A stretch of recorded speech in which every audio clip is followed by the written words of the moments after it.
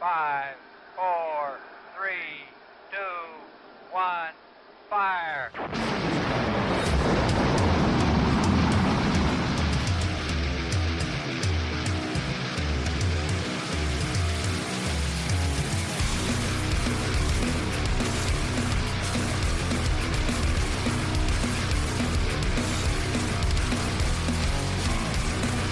We find wrestling, one promotion, one event, one match at a time. We are the Indie Wrestling Experience with Bob and John. I am Bob. John, what is up, dude? What is going on, everybody? Hey, Bob. Hey, man. Woo! It's been a rough week for both of us, huh? Yeah, everybody's feeling a little under the weather this week, man. Yeah, I can hear it in both our voices. That's right. Facts, man. Seriously, man. But we're gonna push through. We are getting, because I don't want to dampen the excitement here, because we're gonna be in Marquette, Michigan next week. Ooh-wee. Can you believe that shit? I know. It's crazy, man. I'm so Marquette excited. Mania. Yes, sir. Oh. And we've got the man coming on the show, the man with the meaty finger, the man with the #1 ranking, the man with the UPW title. Sampson will be joining us if my dog doesn't knock over all my stuff. Yep, Sampson will be joining us here in a little while to, I don't know, bullshit about what's going on and see what's happening in Marquette next week. Man. I'm excited. I'm excited to fly into Marquette Airport, man. It's got to be like 7 people there. It'll be me, you, and like 2 wrestlers. That's right. I heard they had to hire extra pigeons to be able to get us all there. Oh, I just hope we make it. I just hope that it's not a little biplane with the little propellers. Hey, man, I'll take it. You telling me I get to watch Sampson Riddle? I get it, man. True. I am in. I will go homing. I will hold on to a homing pigeon to get there. And don't forget, Tully's going to be out there. I'm going to reach out to Tully and see if Tully wants to come on next week and bullshit with us before we go out there, because that would be cool to meet him too, finally in person. The card is absolutely stacked. I can't wait to get out there and just enjoy an awesome show. It's been a long time since I've been so pumped. I mean, I haven't been this excited since we were out at RPW. This is the biggest thing I've gone and seen in a long time, man. I'm excited. Yeah, I can't wait to get out there too, man. Before we do that, let's go over some news and notes. I think we got Sampson coming on maybe about a half an hour, hopefully.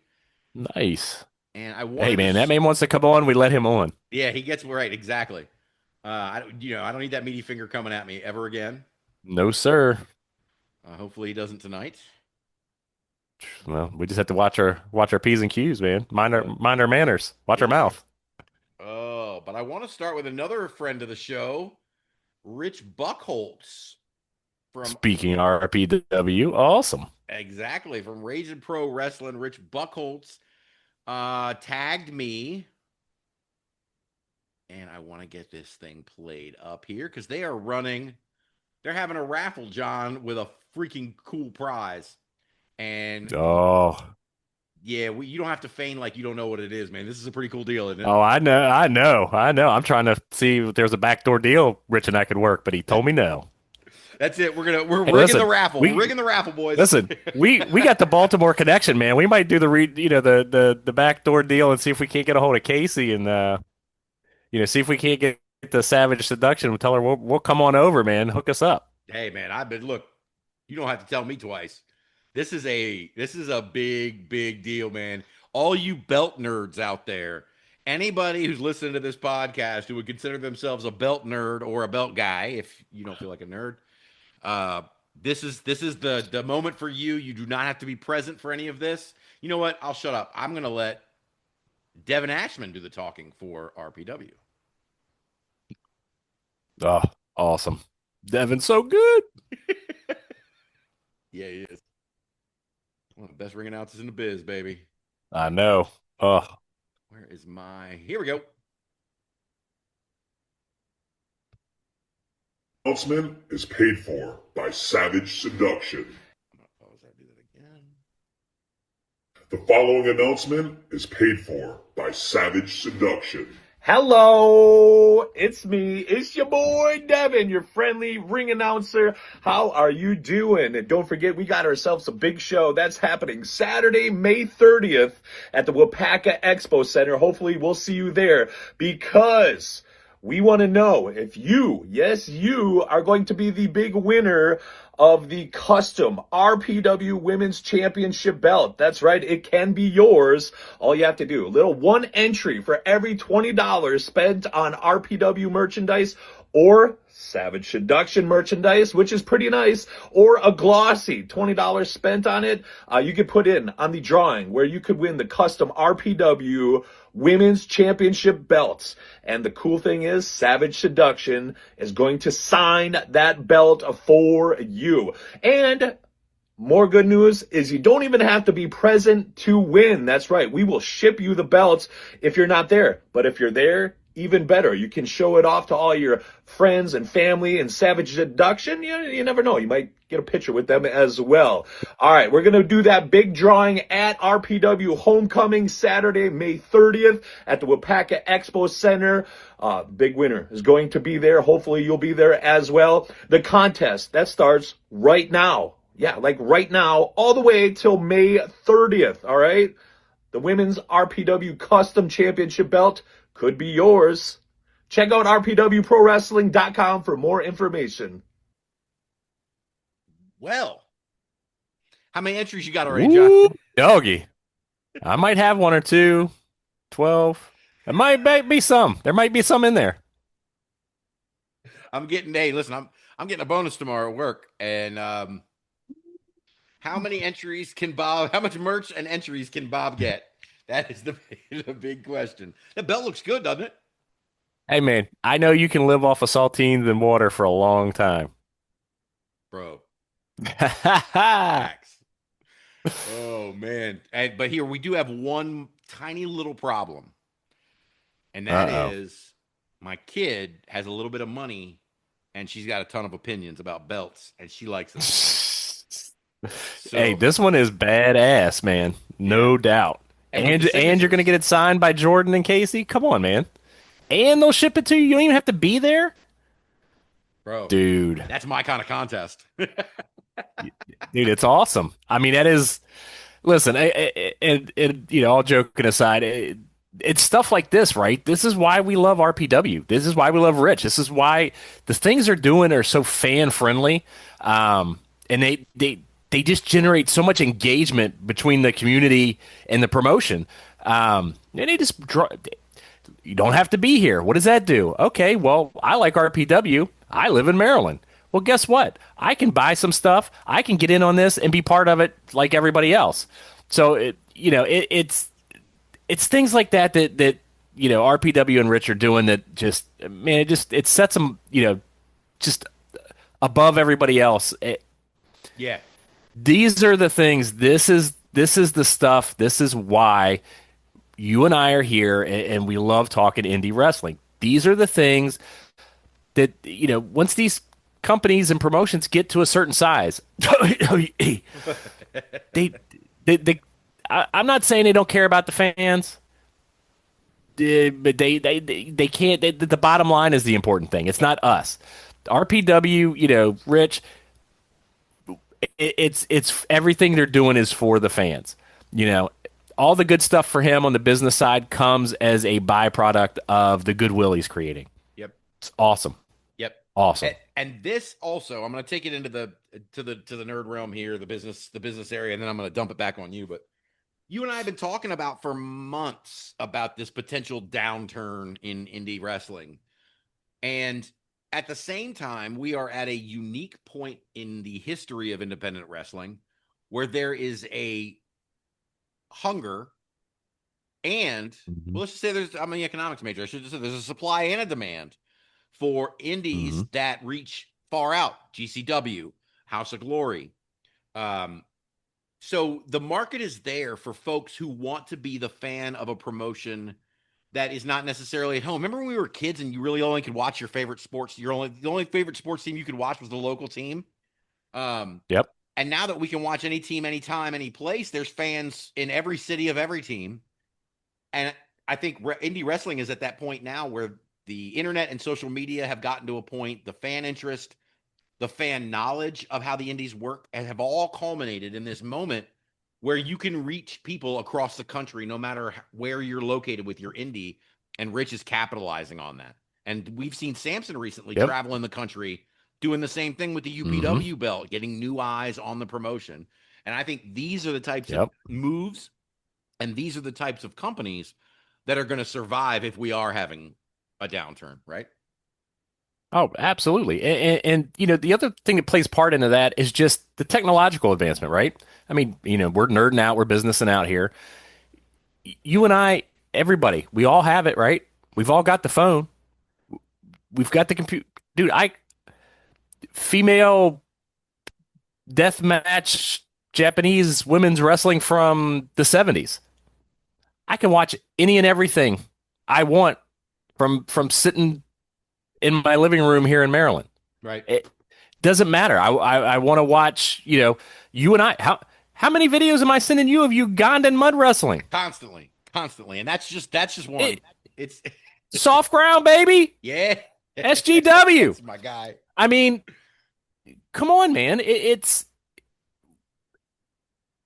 never been more accessible than ever, right? To consume what you want. You and I grew up in a time where, you know, man, if I ran across an old AWA match, it blew my mind, right? Because you and I were sitting right smack, you and I are the opposite sides of the line, but sitting right smack at the same thing at the same time of, you know, that early 80s, you know, one side of the street, everything, you grew up WWE kind of guy, WWF, sorry. You know, I was an NWA, you know, WCCW guy. You and I, every once in a while, you know, if the wind blew right and the you know, you twiddled the antennae, you might get a UWF match. I didn't know Smoky Mountain. I didn't know this unless you went on a trip to your cousin's house out in Tennessee, and all of a sudden you're like, "What the fuck is this? Yes, sir. They wrestle like this?" That's the only way you came across it. That evolved into the tape trading. That evolved into people, you know, seeking out those indie promotions. That's now evolved into where we're at now. And technology. That's the thing that has made the world shrink. And it's just great, man. I don't care what your tastes are, you can find it. And you can be a fan of it. And it doesn't matter if you're in Sri Lanka, you're in Maryland, you're in Nova Scotia, man. You want to watch soft ground wrestling out of Uganda, you can do it. Not saying you should look it up, but everybody should look it up. Bro, all we knew about Ugandan wrestling a year ago was Kamala. Like that's it. And he was from like Mississippi. So I mean, you're right. It's awesome. I'm here for it. You know, I overload. Yes, on shit absolutely. Like that. I got spreadsheets on spreadsheets, and yep, I love it. I'm here for it. I'm glad to see Rich and the guys doing their thing, man, that, you know, really having ideas. Because this isn't the first idea Rich has had. I mean, he's marketing that company all over the place. And yeah, Rich's business mind, you know, not just his wrestling mind, just his business mind is impressive, man. You know, the guy's just impressive. You know, I love everything that he's doing out there, man. I can't get enough of the good things that they're doing for the wrestling community. Yeah. And they got that Envision tournament coming up in May. We'll talk about that next week or the week after. Yeah, we will. But those eight women in that tournament, plus the women's championship match, look to be just holy shit. Yep.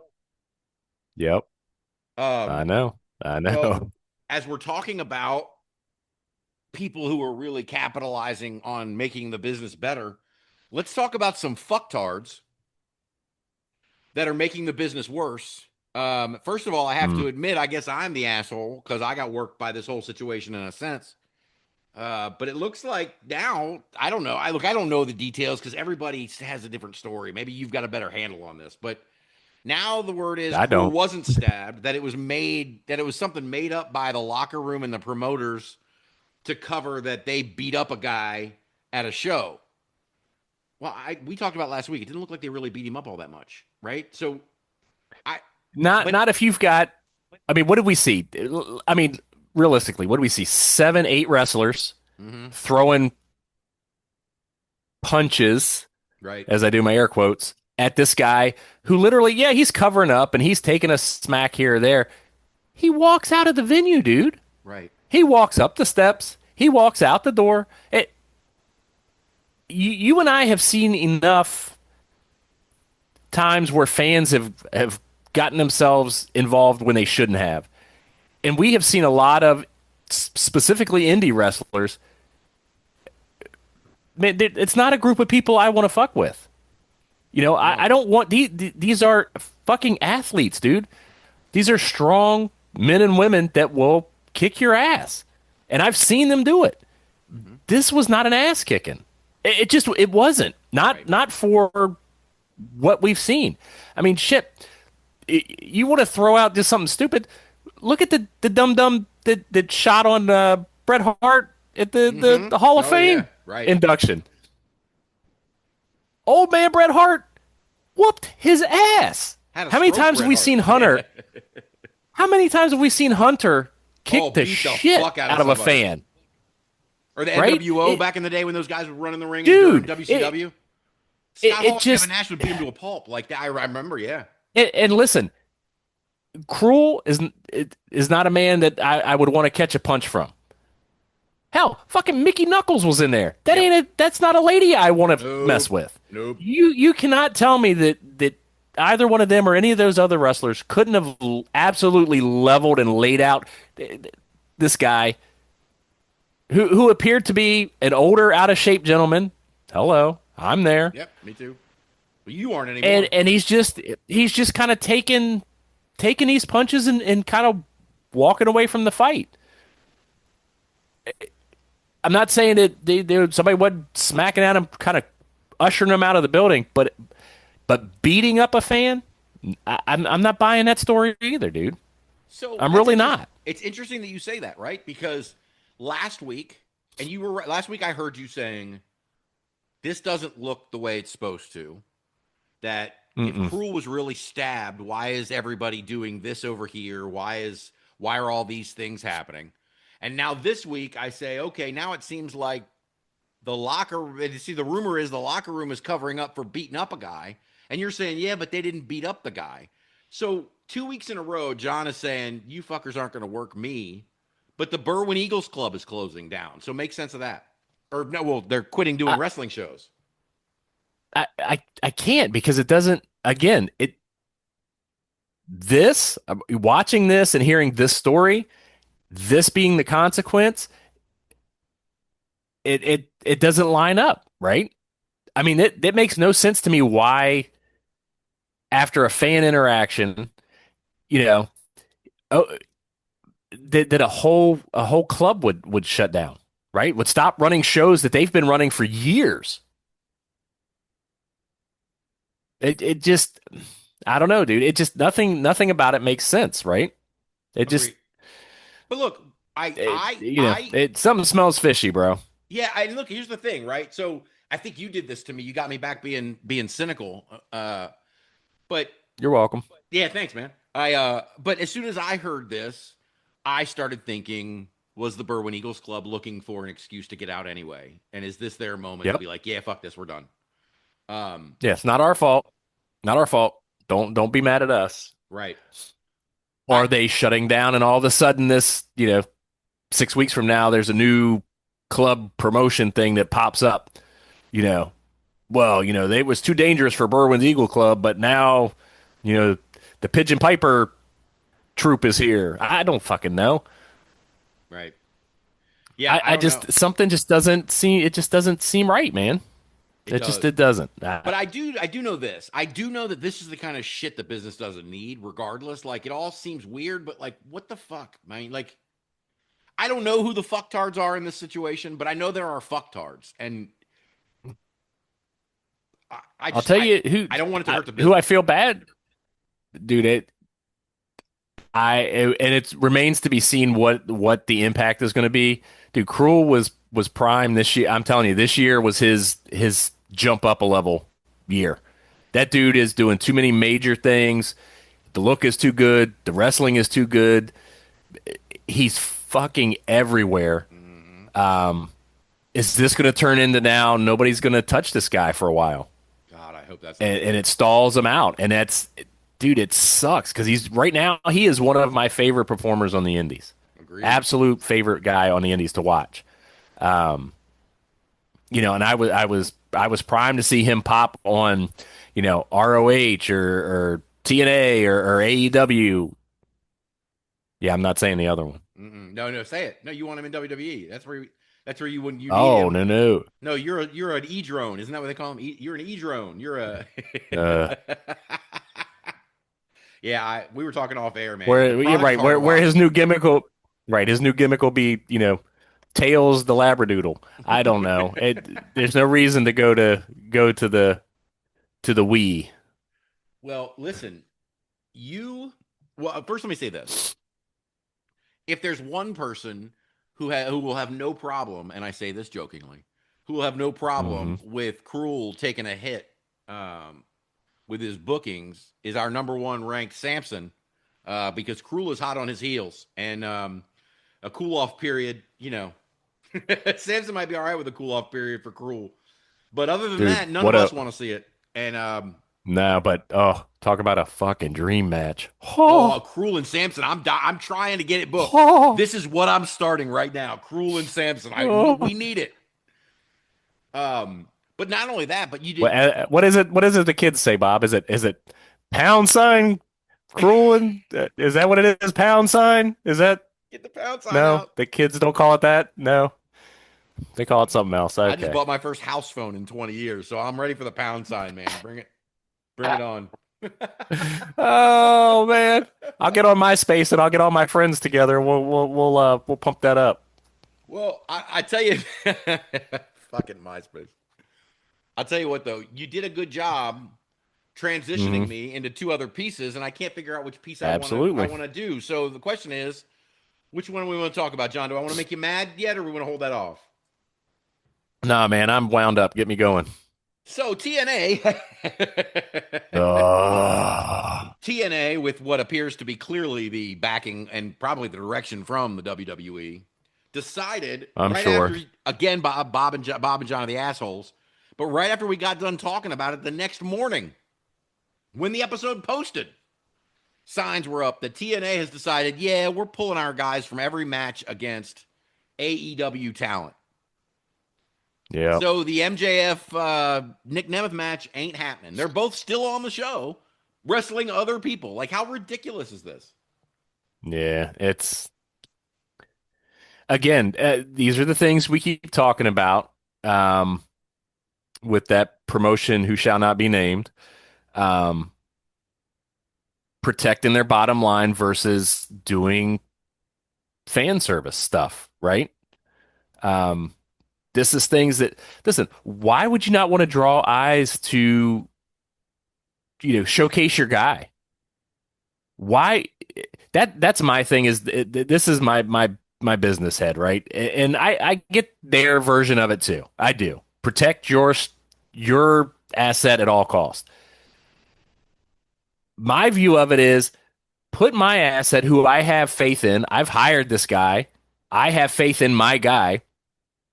I know the other guy is good. The other guy, AEW people are going to be watching this match. I want them looking at a WWE talent, TNA talent, whatever, and go, holy shit, that match was awesome. I got to check out what these guys are doing over there. Yes. I don't understand. Cross promotion has almost always worked anywhere it's gone on, right? These are based on these multi company shows. Like, thank you. So why you have this one lone dissenting promotion that's just decided, no, we're too big, we're too global, we're our own thing. There's internet wrestling community, right, or independent wrestling community. There's the big guys, right? They view themselves above that. They do. Yep. And who loses out? The talent loses out because Nick Nemeth and MJF wanted this. You know all the boys and girls in the back. You know they all wanted this. Yep. You don't have a performer in the back going, yeah, if it was me, Right. I don't know that I would. Bullshit. This is a business decision made by people that don't understand the product, and who loses out. The performers don't get to perform for the people they want to perform for. The people don't get to see the performers they want to pay to see and support. Yeah. And Who wins? and here, yeah, we all lose, man. We all lose. And this is the thing. It's not like they're saying we're not letting them wrestle on the indies. They're letting them Right. wrestle on the indies. Just not against us, just not against those dudes. And that's not even a protect your wrestler guy. It's not even a protect your guy's Right. image. It's not protect our company. And here's the thing. I don't think applies to this particular match. I don't think there's an MJF Nick Nemeth out there.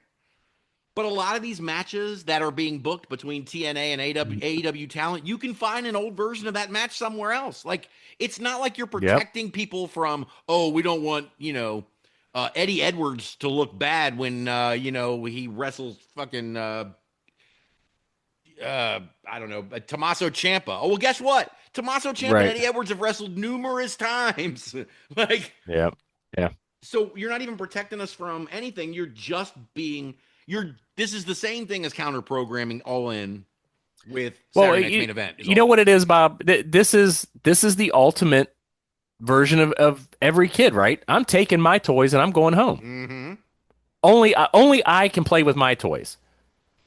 John said that to me last week, by the way. Anyway. That is true. But this is the perfect version of only I can play with my toys, and only my friends who sign up at $300 a year to look at all my toys on all my different platforms can play with. Mm-hmm. Like I said, I don't know when.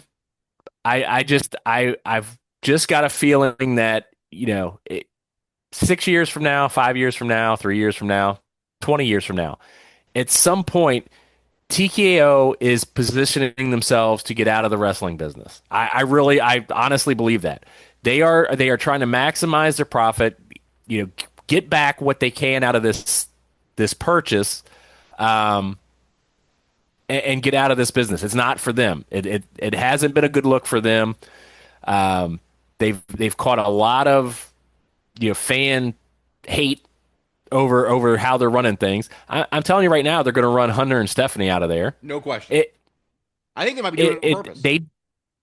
I believe so. I really you can't, the things they're doing. There's no way that you're doing these things by accident. Not with the minds available that they have. Right. Hate them or love them. Right. Hunter has got a fucking mind for the business. Hate her or love her. Stephanie's got fucking family lineage in the Tom Pritchard. Come on, man. You do not have greater minds than what's there. Yeah. They are being fucking stifled. Talent is stifled. How many guys have we seen come in that you're like, oh shit, they finally got Samoa Joe? Yeah. Right? Bobby Lashley was terrible. They got Lashley. They got, holy shit, they got Prince Puma. They got Ricochet. Right. Nothing. They got DIY is in there. Comedy act. What are we doing? How many times do we have to watch it happen? Yep. I agree. And that's the only way you let them know is you don't watch.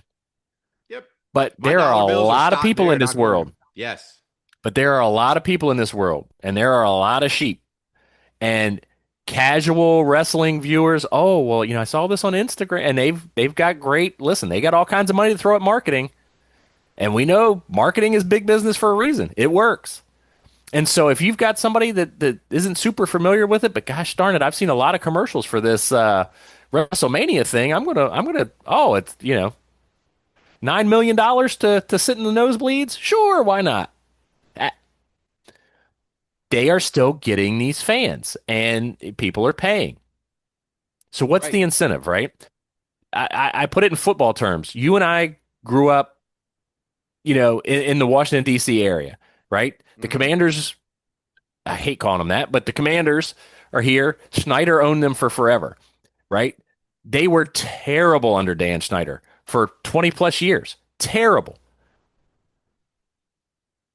I think during that run, they never dropped below the 5th highest grossing revenue team the whole time. What is my incentive to go out and spend money? Right. You people are going to come support this no matter what. I could put a shit product out there. If you're going to pay for it, I'm not going to spend money to keep you. You're already coming. It's not until they start going away that these companies all of a sudden are like, well, hey, wait a minute. Look at this free agent. Look what we can do. Listen, and the Redskins, that's a great point that I want to bring this back around to before we move on to the other thing that I'm pissed off about. But that's, if you are, what's happening to the Commanders season ticket wait list now, right? It took longer than it should have, but this is the side effect of WWE. The impossible to climb wait list for what was Redskins season tickets back then is now easily accessible for Commanders tickets. You can get Commanders tickets. They'll put them on the, what was the old joke? You know what I mean? I put 2 free tickets to the Redskins or to the Commanders on my, in my wiper blades, and I came back and there were 4 more pairs. Like but that's what happens. And that's what's going to happen here if they don't watch themselves. I mean, I think it's pretty clear. A lot of people are talking that the idea is if Stephanie and Triple H are out, then it's going to be The Rock and Brian Gewirtz, which, I mean, makes all the sense in the world. I don't know how that'll play out. Maybe that is the better long-term plan. I don't think it'll be, but at least, I hope that they save it from, I don't want WWE going in the graveyard because TKO wants to turn this sale into something else, and make some money and get out. And I don't understand it. I don't understand all of it, but what I do know is that WWE fans are not making this any better, because they at times are demanding garbage. And I say that in support of our friend Airica Demia, who was just destroyed on social media. God, it was terrible, man. Herself. You guys need to shut the fuck up and give these gimmicks a chance. She didn't show up at Evolve with this gimmick that belongs to somebody else. No one on Evolve is showing up with new gimmicks and new names. That's what Evolve is for. So she's been running this on the indies. Before you run your mouth and talk about this stupid cringe, I saw cringe for the anime girl gimmick. Are you fucking? She's got one of the biggest followings on the indies from this gimmick. Right. So it's called do some fucking research, man. Just all you got to do is do some research. Again, what were we pointing out earlier? You can watch anything you want. Every one of these ladies, man, look at it. They are all fucking phenomenal. So don't give me, like you said, don't give me the cringe bullshit. Right. It was just, you know what it was? It was the equivalent of the new girl at school, and we're going to be mean to her. Yes, it was. And there was no need for it. Why? Because she's new. Right. Dude, go back and do some look at what this girl has done. I mean, her career so far speaks for itself. Yep. The following speaks for itself. Yeah, dude, it's ridiculous. And she's done that on her own without the marketing machine of anybody. Right. This girl has grown that on her own. What a machine. Exactly. So yeah, I'm with you. It's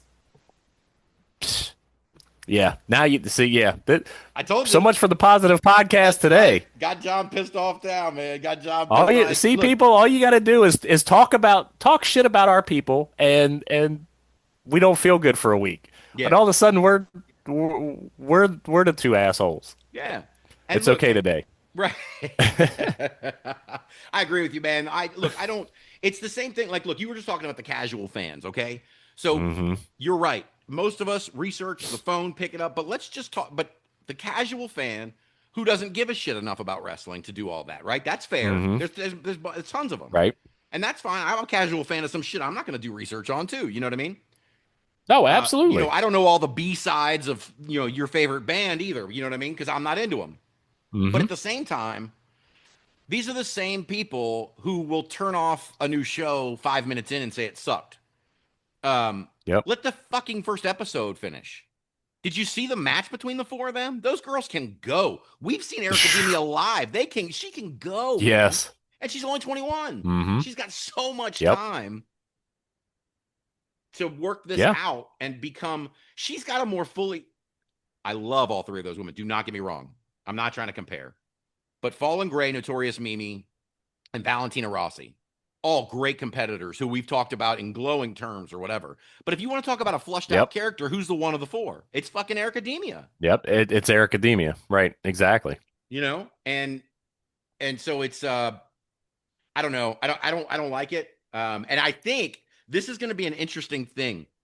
We have talked about watching these folks rise from where they start to where they end up, and how cool it is to see that. And now at the 5-year mark for me and the 1-year mark of this podcast, and I think it's coming around to you too, I think we might be starting to get protective of our folks. Like, yeah, like there's like, it's, you know, like, well, and part of it is too. I mean, you know, listen, you and I being a little bit older, man, we've got kids. You know, some of these performers are our kids' age. mm-hmm. You know, I wouldn't want somebody judging my kids at 2021. You know, you want to judge me at 50. I am who I am, and you know, I'm not changed, dude. I'm formed, dude. This is me. I get you don't like it. Okay, say something. Dude, these kids at 20, 21, 22, 20, 25, dude, are growing. Let them fucking grow, man. Yeah. Before you shit all over them. You're just going to fucking just all the work. And that's the thing that, like, we've watched the work she's put in. We've watched the fan base build, right? So it's like, holy shit, y'all just want to wipe this out like immediately? Like, it seems so, it's so Listen, finicky. the young lady, right. The young lady is nothing short of massively, massively impressive with what she's done in her career on her own. Dude, she's gonna get there. Like you said, give her the first fucking episode. Yep. But at the same time, us jumping on this reaction, we should probably give it a beat too, because the reaction will probably level out, you know? Get off my lawn. Yeah, exactly. But I tell you what, I was really, really impressed. I think Sampson's going to be jumping on here real soon. But I was really impressed with that match, and I know those four ladies can go. We've known that for a while. Sloane Jacobs has already been there once. And I think she's really ready for this opportunity now. Fallen Gray is she's a rising star. And Valentina Rossi is someone we haven't talked about as much on this show, but she's fantastic in the ring, man. Those long legs, there's so much she can do with those, you know. She can do a standing boot choke from across the other side of the ring with those legs. It's cool. And, you know, I do. I think I'm getting a little bit protective of my people too. I think that's certainly part of what's going on here. Speaking of our people, I wanted to touch on one more thing. I don't know how much more of the other notes we'll get to. We might save them for next week. But I did want to get to another one of our guys, Vladimir Koloff. I admit I'm not, as an attorney, you would think I would have come on this podcast today more prepared about patent law, but I'm not a patent lawyer. I'm not a trademark attorney. I'm not an IP attorney. I don't know the ins and outs of this stuff very well, but I will get into it and figure out what exactly is going on. But the part that everyone listening probably cares about and needs to know about is that the old Vladimir Koloff, who wrestled for a cup of coffee in the early 90s in WCW as part of the Koloff family. I mean, okay.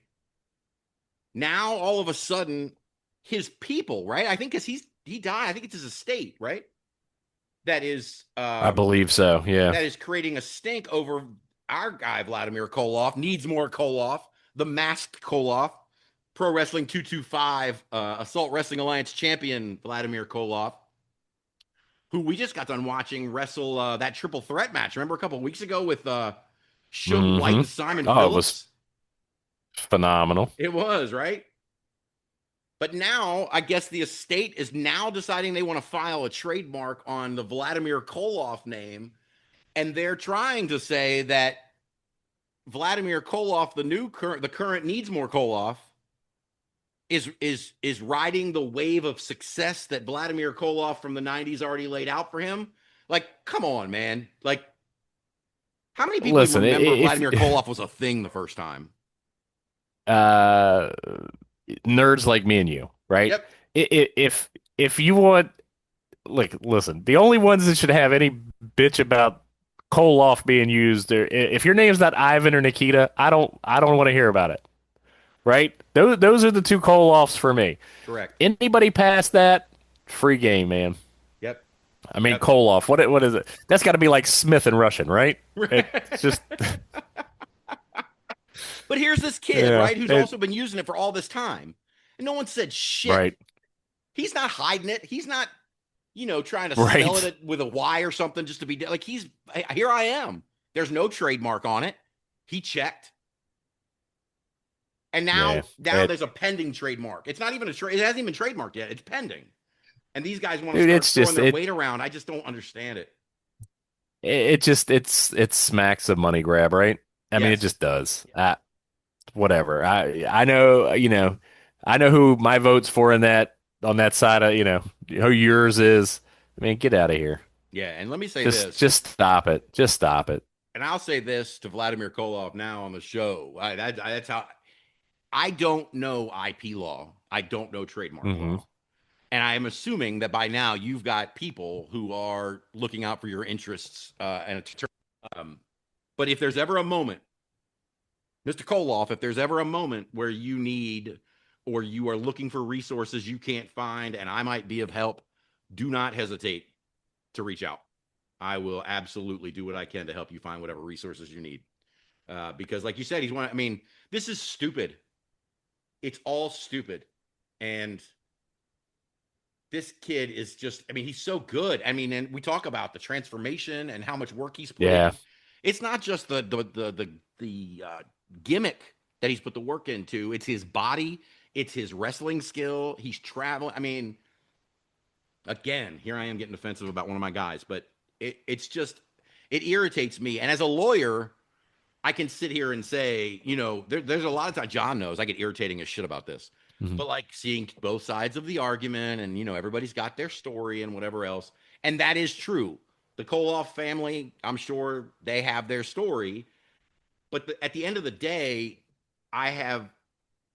you would have to put evidence in front of me to change my mind based on the fact that Vladimir Koloff from the 90s has not used that name or tried to make any money off of it in years. And if he did try, he certainly wasn't successful. Hey, And this listen, guy's been out here all this time running this gimmick and you haven't said anything. Those are the things, that's notice. When you have notice of a gimmick infringement, you act on it. You don't wait 6 years, 7 years. So, I just, while we're sitting here, I had to look up, Vladimir Koloff, from the 90s. Because, dude, I couldn't even picture who it was. So it's like, he vaguely resembles Nikita, right? Kind of like Horace Hogan, kind of look like Hulk, right? He just vaguely, because, okay, there might be a relation.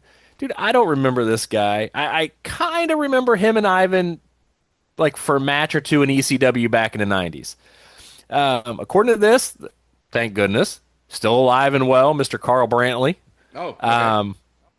Yeah, but he, has since retired in '01. He's working in agricultural breeding poultry, man. So, All right, so I was wrong this about must this. just be, He's alive. yeah, What the so fuck? so why now? It makes it a little bit funny that, current Vladimir has really, he's come into his own, man. He's got a following. He's making some money. I'm sure his bookings are up. His as our guy DGet would say, his bags are getting bigger, That's it. right? So, oh, well, you know what? This guy's starting to make some, not making any money, whatever. Oh, you're making some money? Maybe we have a problem. Right. No, I'm not big on what feels to be frivolous lawsuits. It's just, And again, I I don't will get it, defend man. what people Again, call frivolous lawsuits oh, all I day know, long. I know you will. It's your hobby. I get it. So for me to No, be but this against this, you're gonna have to really put some evidence in front of yeah, me. yeah. No, I'm with you. And it's just like I said, man. Again, a little bit protective of our guys, man. And it just, you know, I almost could understand it if you had some sort of, no offense, and no offense to the original Vladimir Koloff. What legacy, man? What legacy is this hurting? This has got your name back out there. Because guess what? People are going to search up Vladimir Koloff and come across you, and that's not who I'm looking for. But let me check this guy out. I just, again, I don't get it, man. We are not in the peopling mode today, everybody. Sorry. No. Yeah, I feel like shit. Uh, Oh, let's see. I'll say. All right. So, what else? Oh, I did want to mention, since we're Yeah. waiting, Monty Ariez against Frankie Kazarian coming up at Focus Pro. Holy shit! Wee! They pulled Kazarian out, Dude.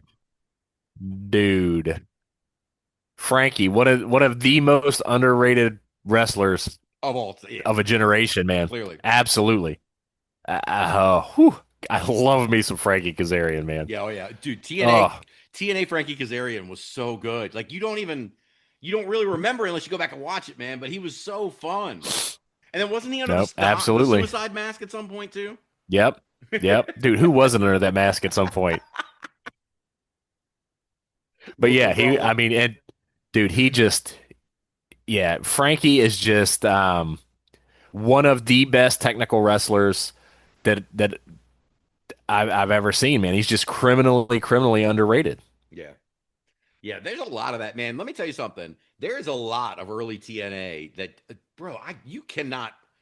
There's so many greats and so many great matches and so much technical cool shit. Elix Skipper on the top of the fucking cage. The early days of the Motor City Machine Guns will if you I was just getting ready to say guns, they will blow your brain out. Saban is just, he's one of those guys for me. He's one of those guys, had he been 3 inches taller. Dude, he's up there with Owen and Brett and that ilk. Yep. He's that good. And Alex Shelley, another guy that to me has always been criminally underrated. And the machine gun stuff. You think watching Prime Guns, right, is good. Motors. Oh my God! Just holy shit! It will blow your mind the stuff that those two men can do in the ring. Agreed. Prime machine guns. Bro, and Monty Ariez is on a stage now. He's on a stage. They're putting guys in front of him. Yes, they are. They're putting things. We were talking about before about these guys that you see wrestling these people. Was it Bang and Matthews we saw on the HOG show? When these guys start to hit these moments where they're wrestling guys that are on TV and they're showing what they're worth, boy, that's the springboard. It's whew. And then I'm going to add this to it because I don't know if you actually did see this because it's not in the notes. Because I just saw it today. I don't know when they announced it. But post-game versus Busta and the Brain for the Focus Pro tag titles, the number 1 and number 2 ranked Indie Wrestling Experience Power Rank tag teams going at it. This is Duke, Carolina. This is this is Alabama, Auburn. It's the big one. It'll be a slobber knocker. Dude, that is going to be off the fucking charts. Oh my God.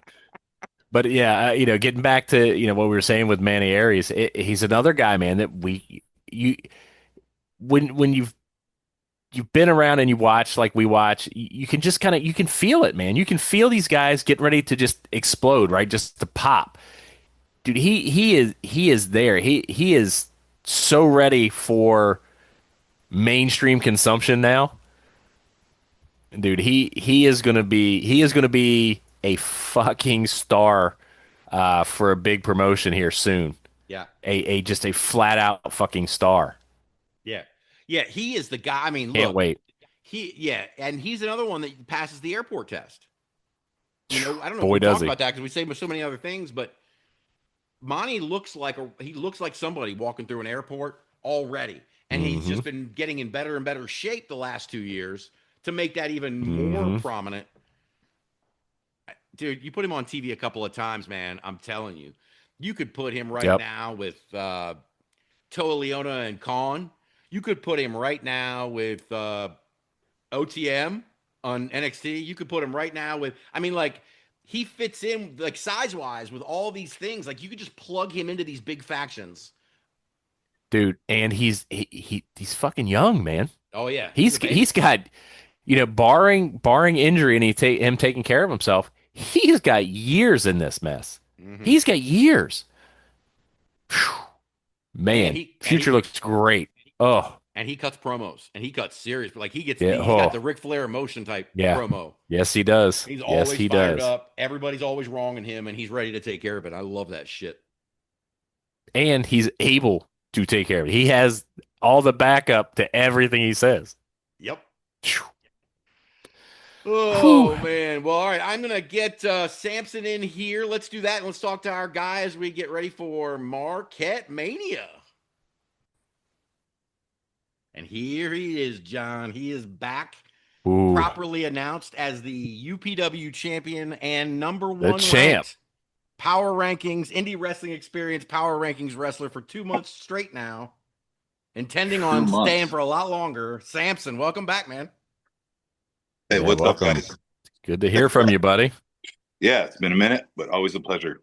Oh, we are so excited to get out to Marquette next week, man. I'm like, I can't wait. Go.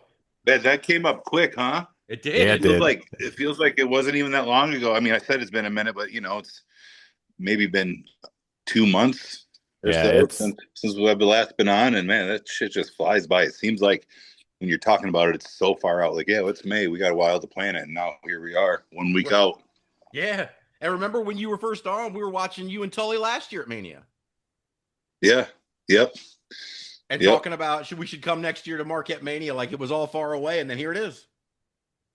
Yeah, I'm here. We're ready. It's gonna be awesome. It's gonna be a great show from top to bottom. No doubt. I was gonna ask, are you ready for Riddle? Or is Riddle ready? Absolutely, Riddle ready for yeah. you? Yeah, that's the better question. That's the better question. That's a lot of these guys, they don't.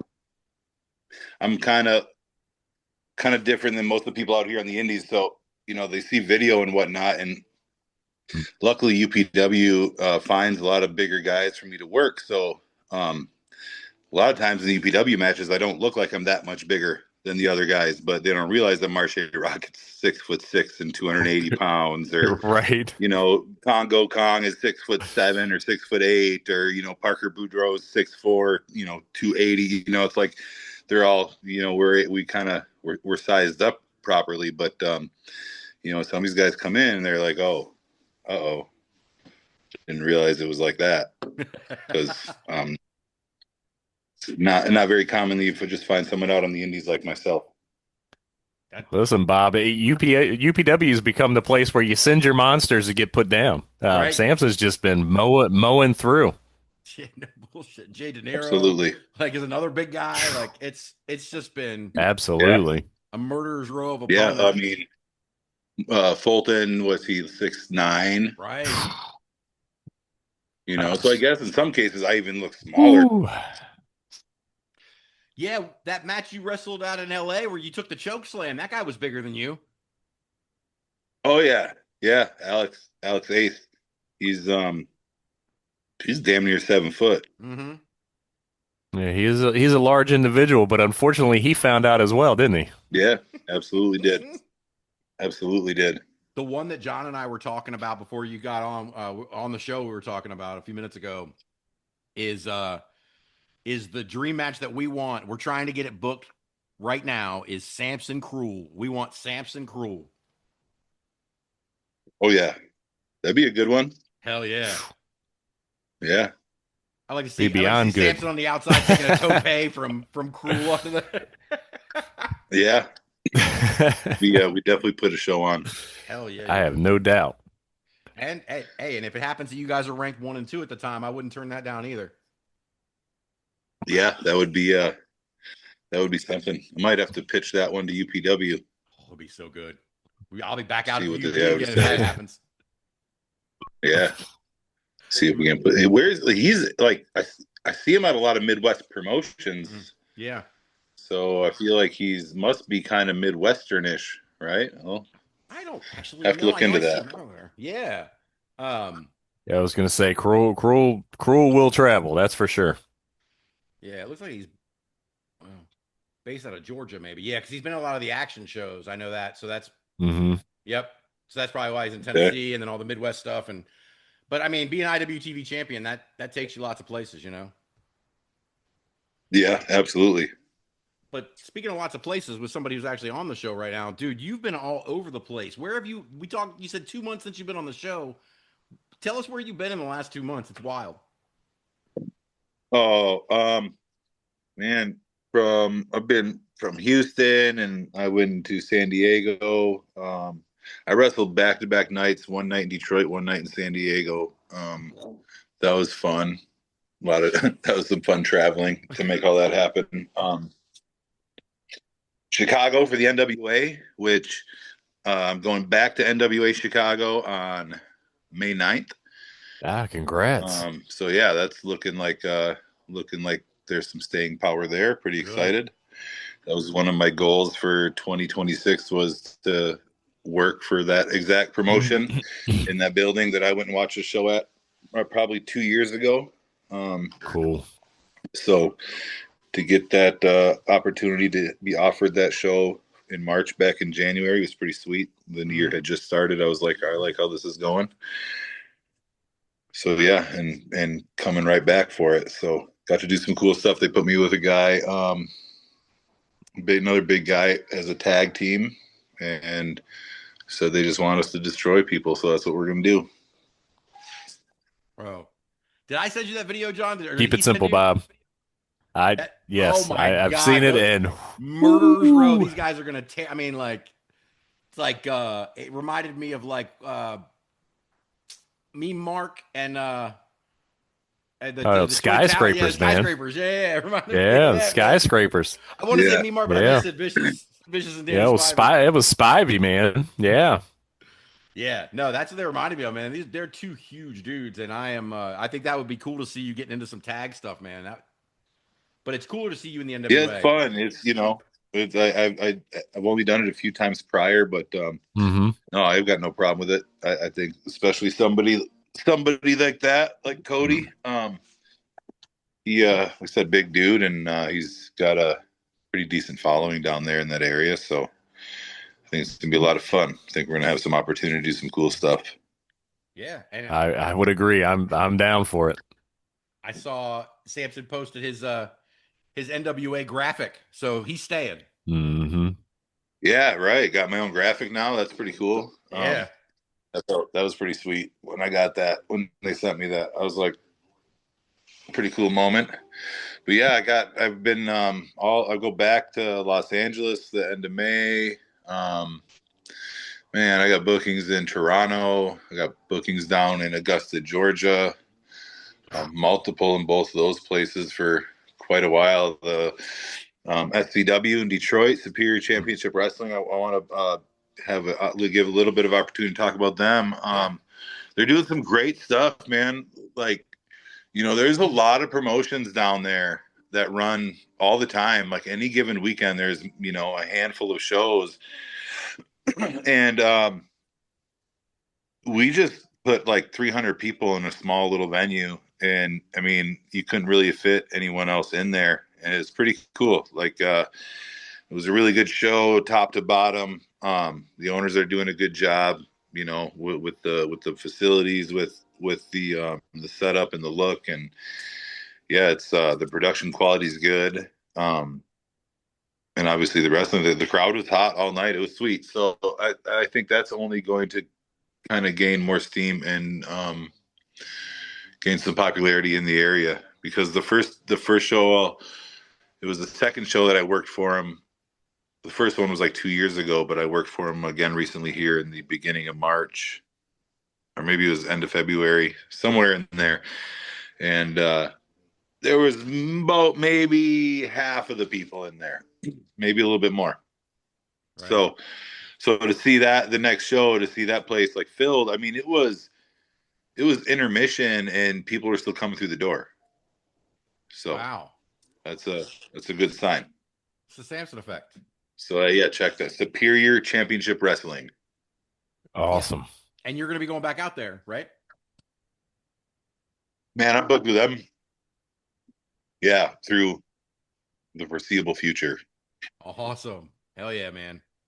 And then you mentioned going out to California. That's like a fundraiser show, isn't it? Yeah, so that's wrestling. Or charity, I Wrestling is mean. for the dogs. It's put on by Afterglow Pro Wrestling. It's a charity fundraiser to help raise money and help spread awareness for the dogs that are needing and cats. This event too is bringing the cats into it that are in the shelters and kind of on that death row looking at euthanasia, and they're trying to get these animals saved because a lot of them are just good animals. They just don't have the room for them. So it's a good event. Come out. They bring Great some calls, big absolutely. animals, I you'd have to ask the promoter Roxy, but I'm pretty sure like a handful of animals like that either got shown at the last event or that they had like in their listings, all got adopted. Awesome. I'm pretty Oh, sure like the ones awesome. that they had on site found homes, and so it's like everyone matters. It's if you guys are pet owners, you guys get it. They're like, Yeah, it's like absolutely. family. You just hate to see, like you have a pet, they have feelings, Mm-hmm. they know what's up. And so when you see one that's just kind of been stranded and left like that, and then it's just like, oh, well, nobody wants you. You've got to die now. It's like, do what we can to try to get some awareness on this and get these animals into some homes. If like, it'd be hard for me, but if it was a show like that in Michigan, it'd be really hard for me not to come home with another cat. Oh yeah, me too. To be completely honest, it's just the issue of getting back from California with one. Right. So, but shoot, I've done crazier stuff. So Hey man, cat guy right here. I get it. Yeah. You had me a cat. Yeah, that's add to my collection. My kids say I collect them like Infinity Stones because they're all different. Yeah, they are. They absolutely are, man. I got my two dog. Well, my one dog, and then I got my ex-wife's dog with me this week. But sitting on the couch here next to me doing the podcast, so you don't have to tell me twice about how good a cause that is. And you mentioned the promoter Roxy. That's Roxy Astor from Glow, isn't it? From the original Glow. Yes, that is. Yep, she's from the original Glow. It's pretty cool. They're also going to be honoring Matilda the Hun. Oh shit! At this event.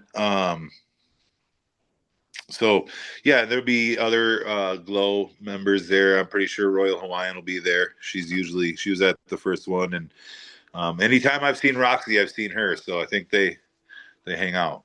But that's cool, man. I would love to be out there. Yeah, it's super like, cool. Glow is that's Dude, I'm like 10 years old again.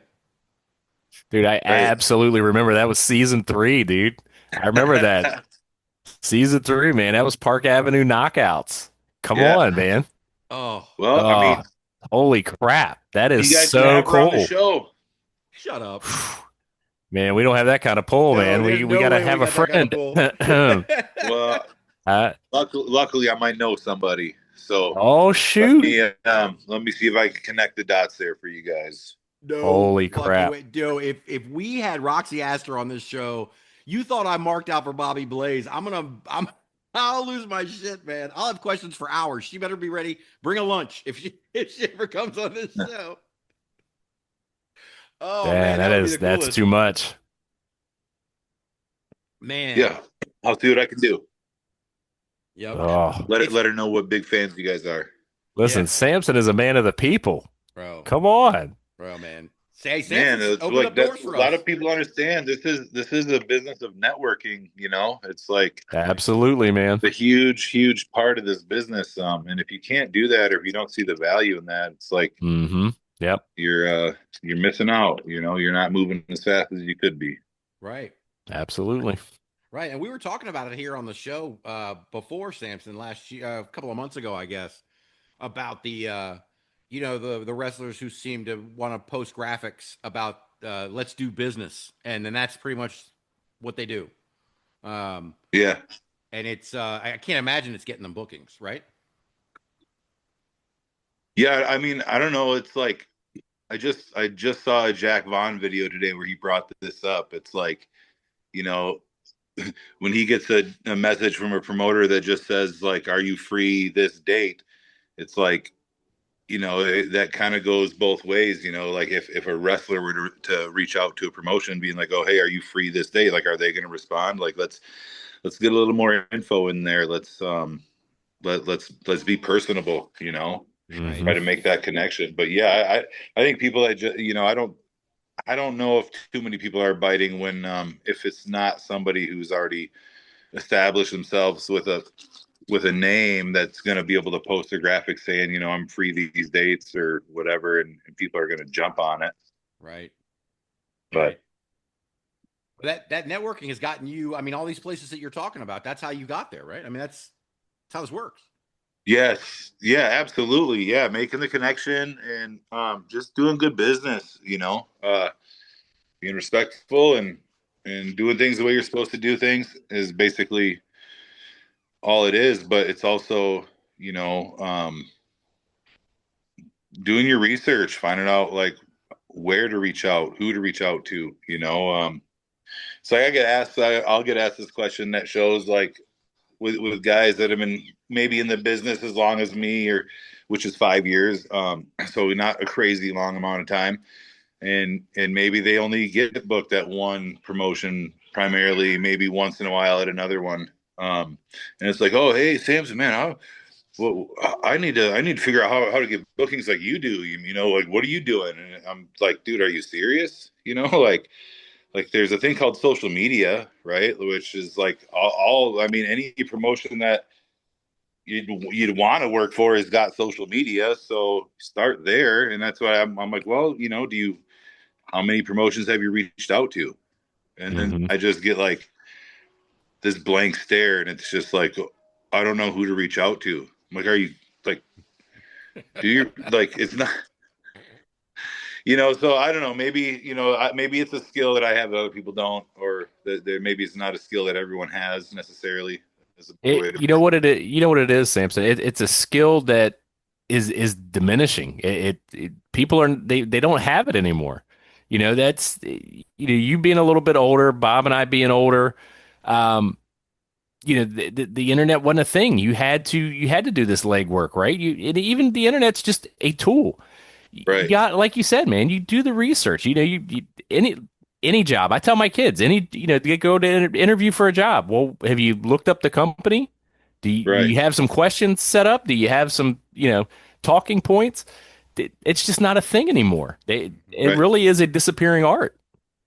Yeah, it is, and so many people want things just like figured out for them. Yep. So, and then it's like the next question, like I'll ask the people is like, if they say they reach out, and it's like, well, if you're not hearing back from people, like you gotta like try to make yourself more marketable. Try to do something that makes people want to book you.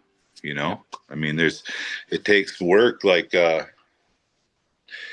do anything, right? To find success in any aspect of any businesses or anything. It's like it takes work, and it takes work away from that said business as well, usually. So, if the only thing you're doing to be a wrestler is showing up to the show that you're booked for once in a while, and the rest of the time you don't put anything into it, any thought, any effort, or like going to the gym, or trying to make yourself a better athlete or a better look, or whatever the case may be, to make yourself more marketable. It's like, what are you doing? Right. So, and the answer to that is usually no, right? Because like, again, I feel like it's just, things are so easy today, and people usually don't like to do things that are hard. Right. Agreed.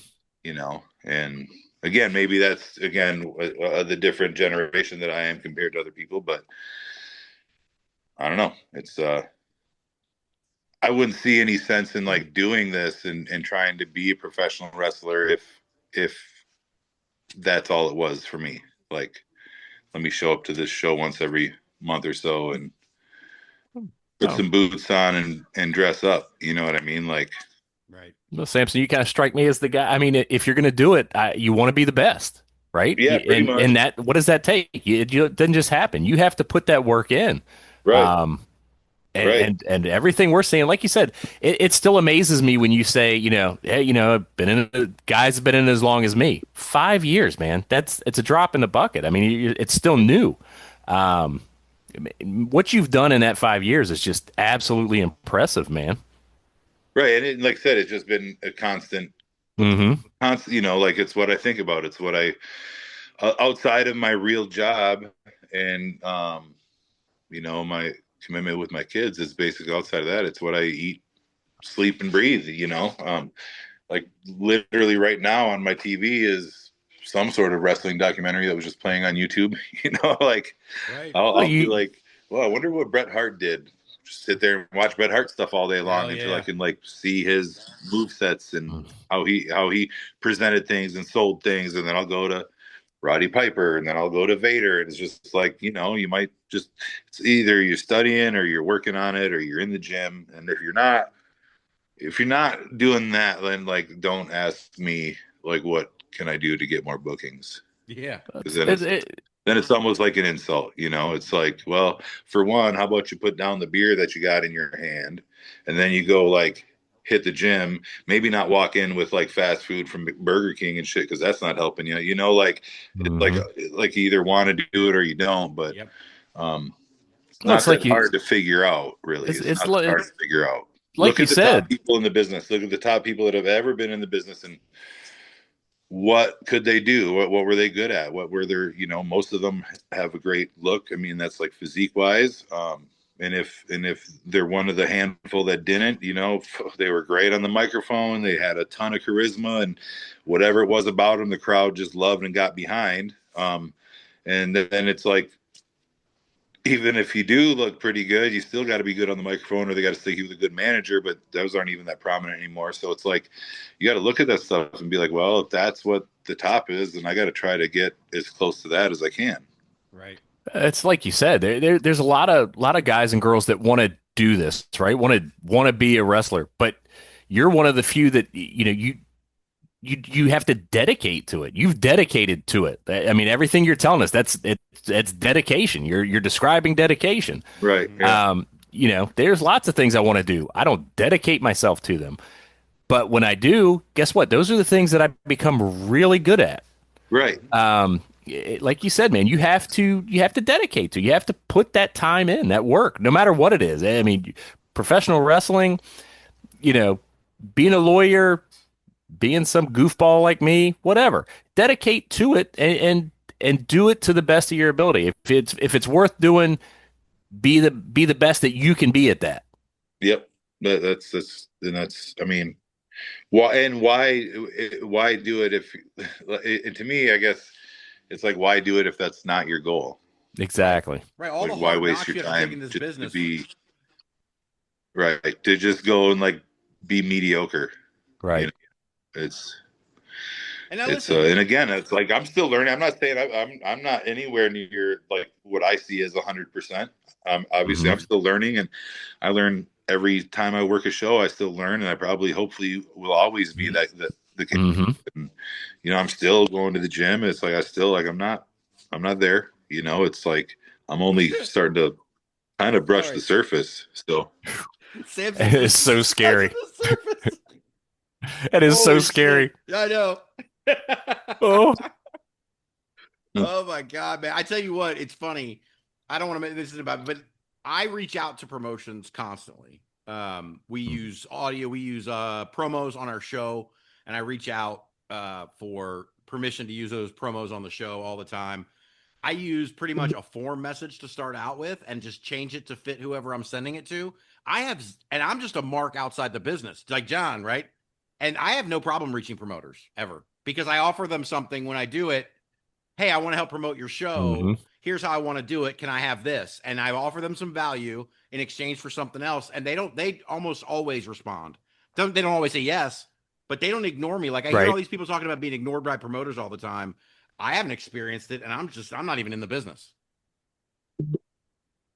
Yeah, you got to make yourself more interesting, right? I mean, you got to know how to reach out to them. You got to know how to, like, it's like, especially when everything's coming through, digitally, text message, type type application, direct messaging or whatever, people don't know what that tone is. So like, you got to really make sure you're expressing like your tone through that message as you're grateful and you would really love and appreciate any opportunity that may be given. You know what I mean? Like, and if not, I appreciate you for keeping me in your consideration and leaving the door open, like and I feel like that stuff kind of stands out. I had an idea actually.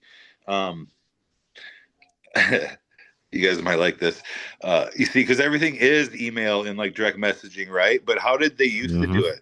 You would like put a headshot and some promo shots in a big envelope. You'd stick a freaking VHS with like some work in it, maybe some like mock interviews or like promos you might cut. So like I was looking into getting specific addresses, and I was going to send my promo pictures autographed. And I was going to put like a letter in there, and in the letter was going to be my YouTube link rather than sending out actual media copies to people.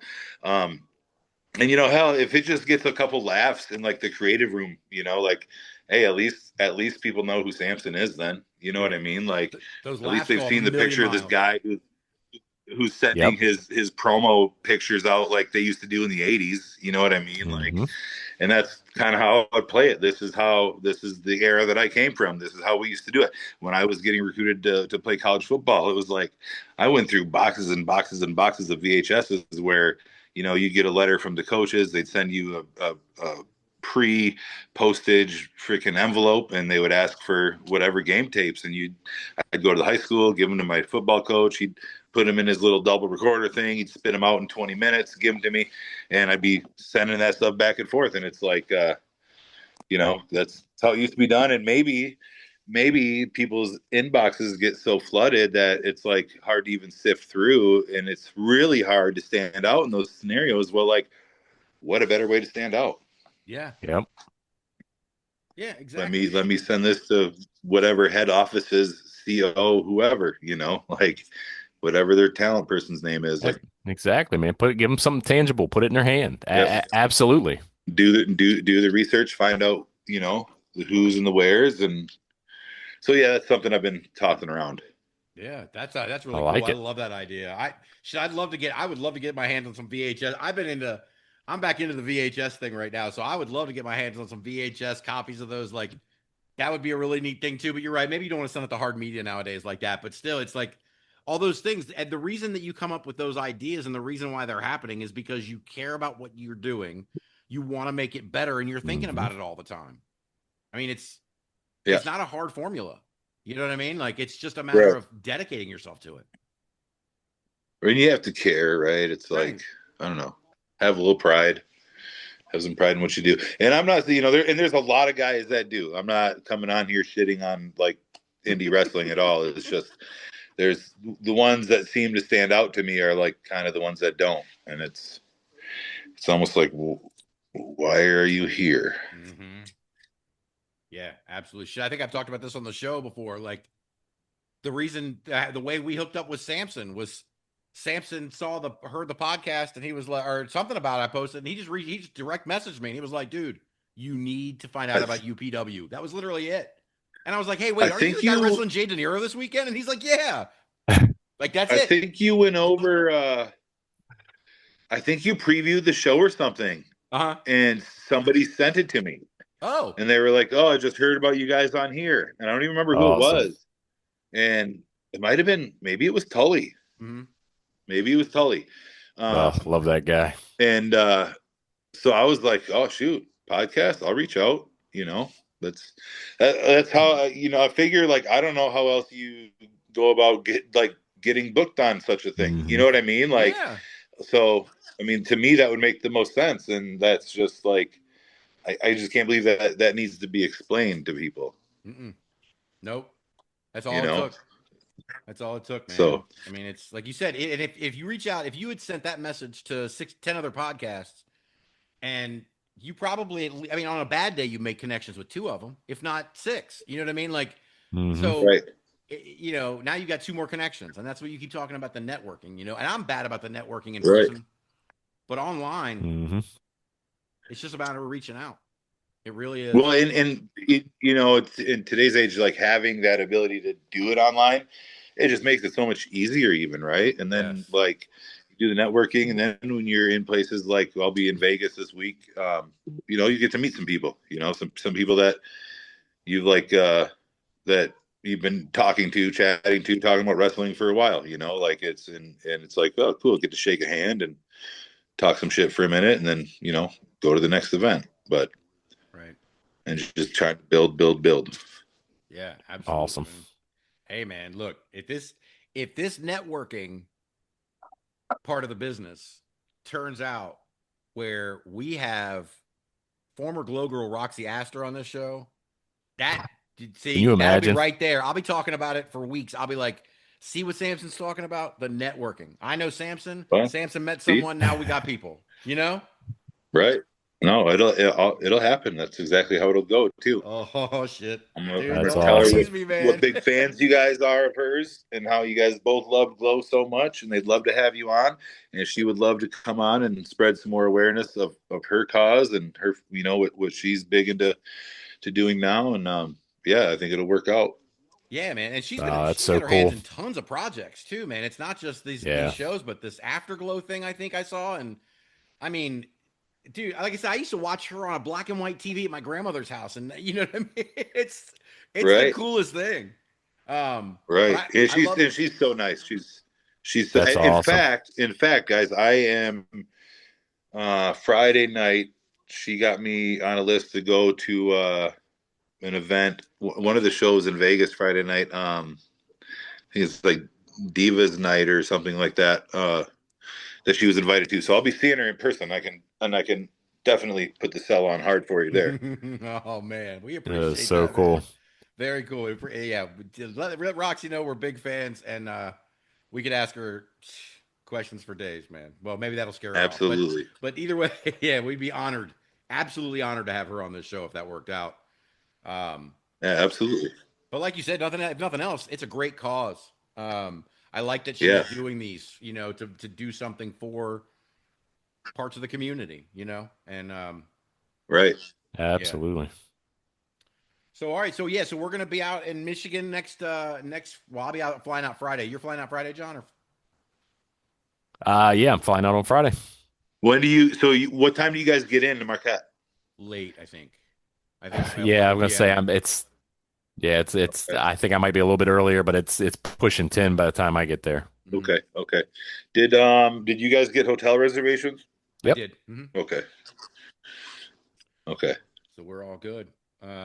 Yeah, just if there's anything you need from us at the show, let us know. But we got our tickets and we're ready to just. We're excited. Yeah, no, it's all good. You guys, it's gonna be awesome.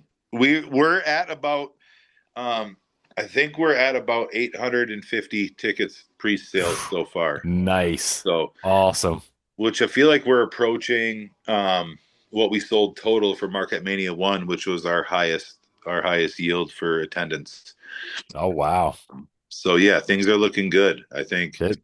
And I think there's going to be some great surprises for people at this show that we're not expecting to see.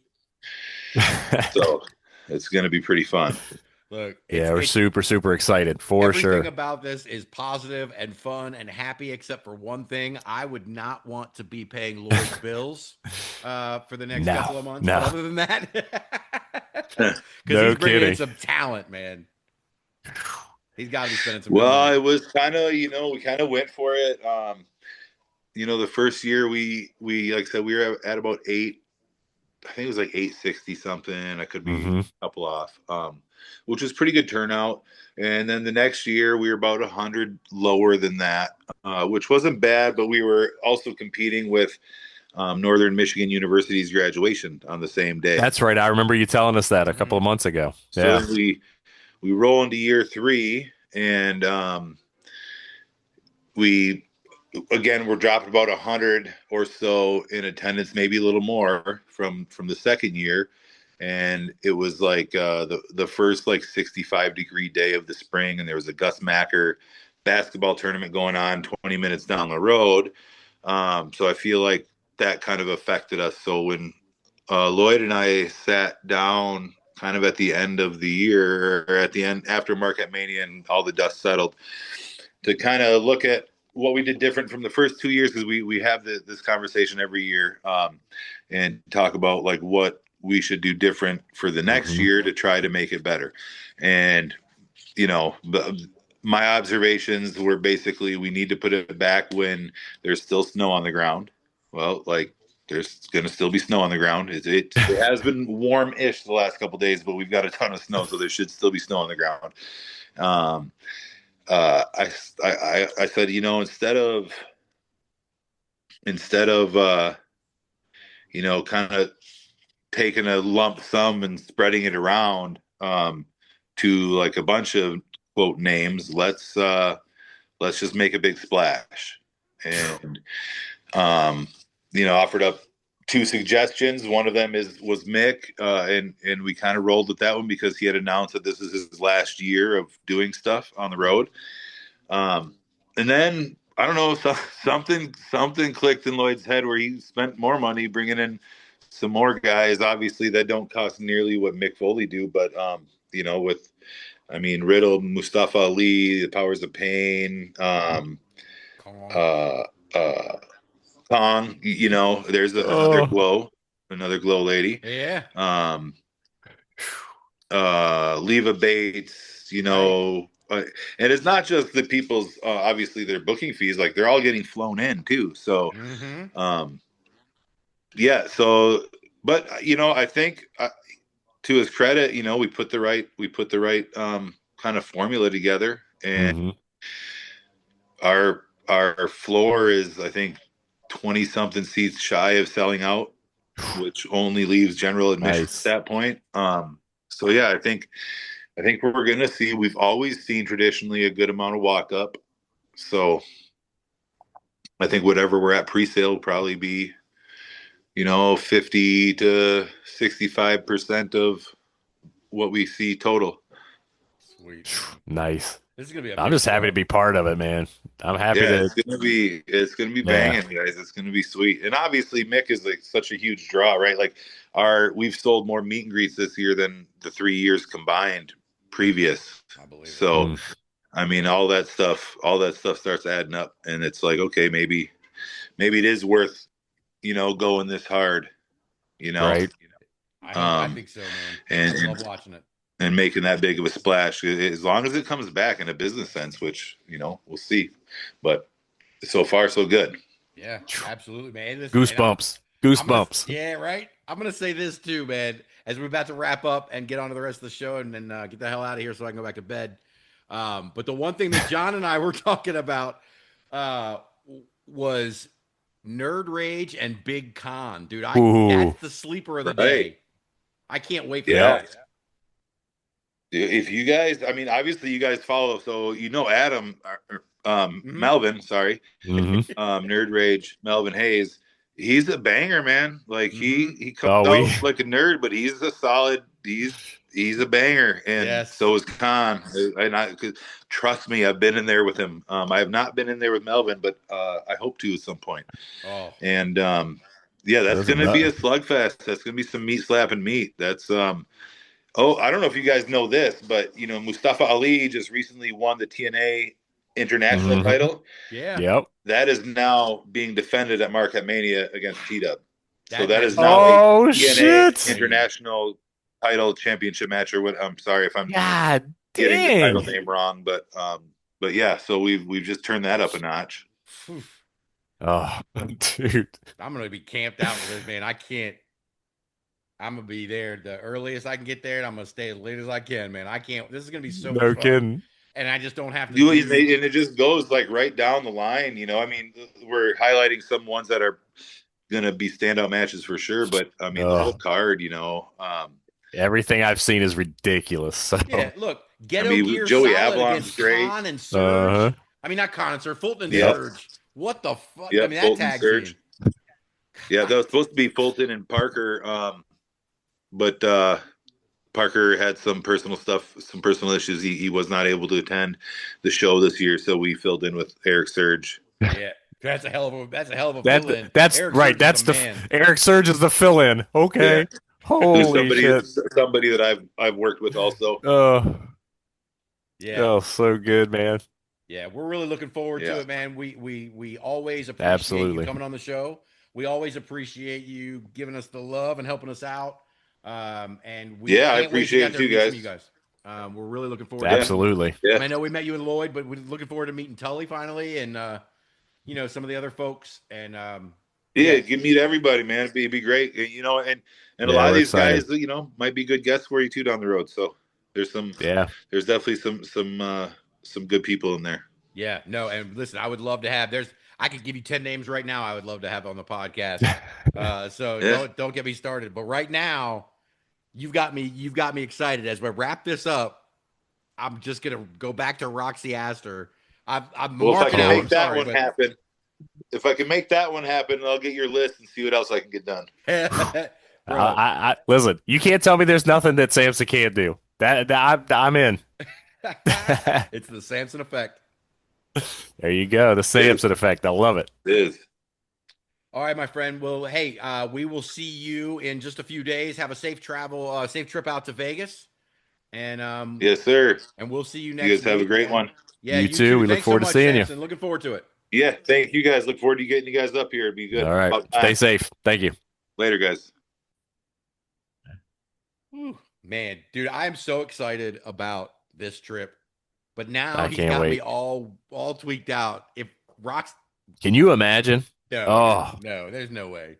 There's no way, man. I mean, yeah, that's like I said, man. It's taking me back to I remember the black and white TV at my grandmother's house, man, watching Glow. And then when I saw it in color, I was like, holy shit. An original Glow girl, man. That dude. I can't. Goosebumps, tingles. Sampson's the man. Sampson's gonna make it happen. I have faith. Listen, if Sampson can do this, there's nothing that man can't do. That's right. Prove me wrong, people. Oh, jeez, a flip. Well, listen, I've got some shows, and I made a point this week. Yeah. This is Wrestlemania week. Everybody is in Vegas. So our control center this week is focused on all the brave folks who don't fuck with Vegas. They're running their shows this weekend. They're going to get crowds. They're going to get numbers. They're going to give us an alternative to what's happening out in Vegas with the Fed. No, I'm not that guy. I'm not going to start calling him the Fed. But you know what I mean. Gives us an alternative. Some people are running some really great shows this weekend. I've got 4 of them to go over with you here, John. Let me do the screen sharing thing so we can listen to some promos. Awesome. Okay. Starting out, all these shows actually are on Saturday, John. Starting out with Viral Pro Wrestling, who we have covered before on here. They put on some great shows. Their champion, Drew Hood, is he's just a really fun heel to watch, man. They're having All or Nothing at the Warren Road Community Center in Augusta, Georgia. Tickets are available at vpw.ticketbud.com. Doors open at 6, pre-show at 6:30, bell time 7 o'clock. General admission, $15. Floor seats are $20 and front row $25.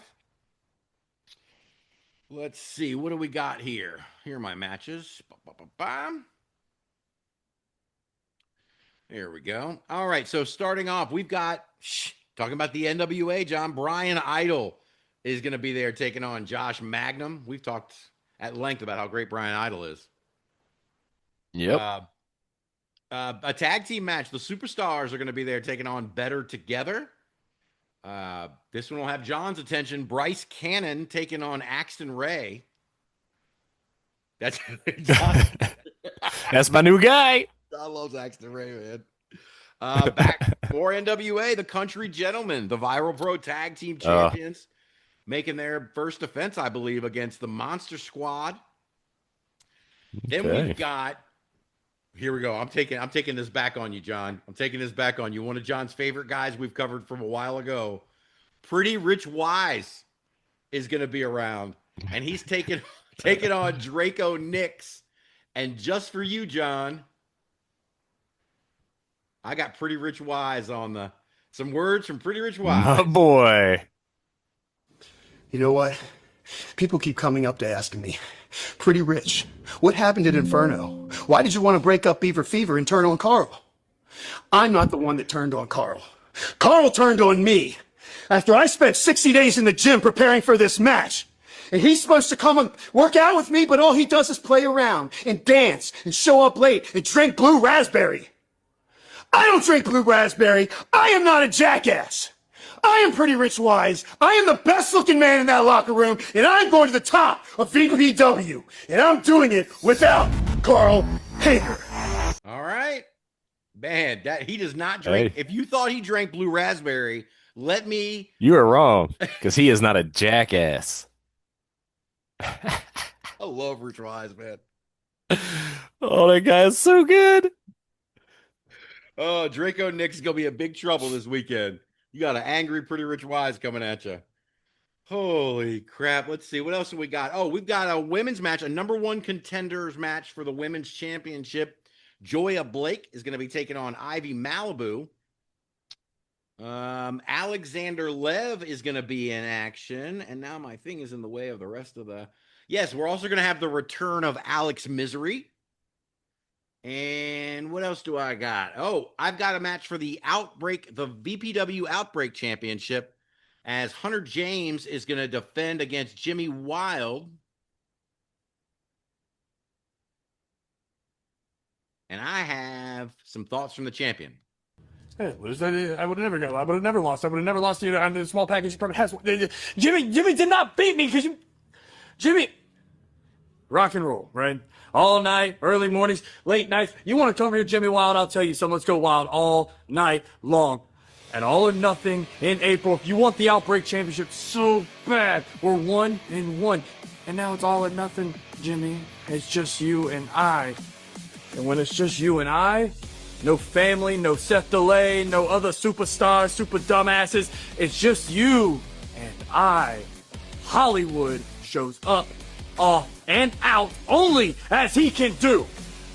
And there's not a doubt in my mind that I will walk out Outbreak Champion because Hollywood has arrived.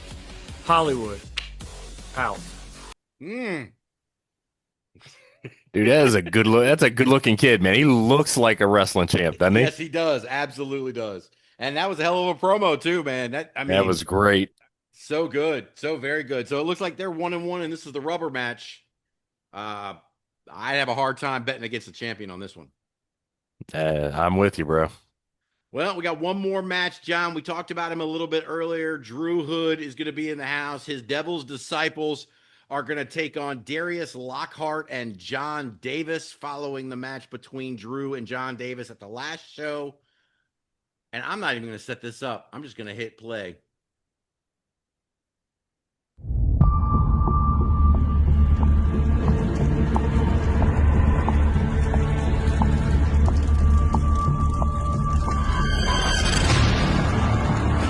My sinners, my heathens, we go to war against those sacrilegious sycophants.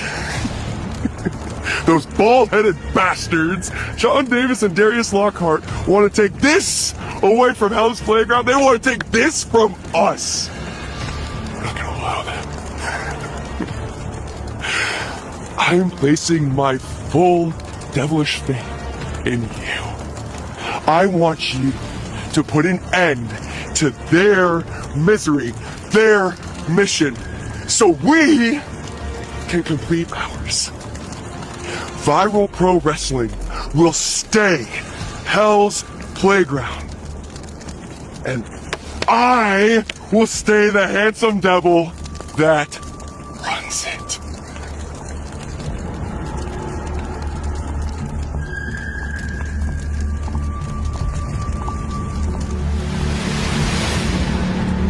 Dude, you guys got to go and see the visual. How cool do they look, dude? That is so good. And let me say this. How about the production value on all three of these promos? You got the two guys we saw before standing in front of a set that's branded. It's got Viral Pro in the back. Looks fantastic. And now this vignette is so cool. And the imagery, like you said, those disciples with those masks in the fire, man, that was really well done. Yeah, it was good. I'm telling you, man. you don't want to go all the way out to Vegas, it's a good spot to get to. Yeah, absolutely. Facts. If you are anywhere near Augusta, Georgia, man, Viral Pro Wrestling is one hell of a choice you could make on Saturday. Also on Saturday, this time we're going to go out to Bridgeport, Ohio for Strong Style Lucha. They're going to have their Saturday night fight at Custom Creations in Bridgeport. Doors open at 5:30. Bell time is 6. For info or tickets, you can text 740-738-3085, or you can reach out to Strong Style Lucha on Facebook. Front row tickets are $15. General admission is $10, and kids 5 and under are free. We always talk about how good a deal that is for people with kids. Awesome. What Bob, what was it? What was the name of this promotion again? Strong Style Lucha. Lucha. Not a goddamn Lucha.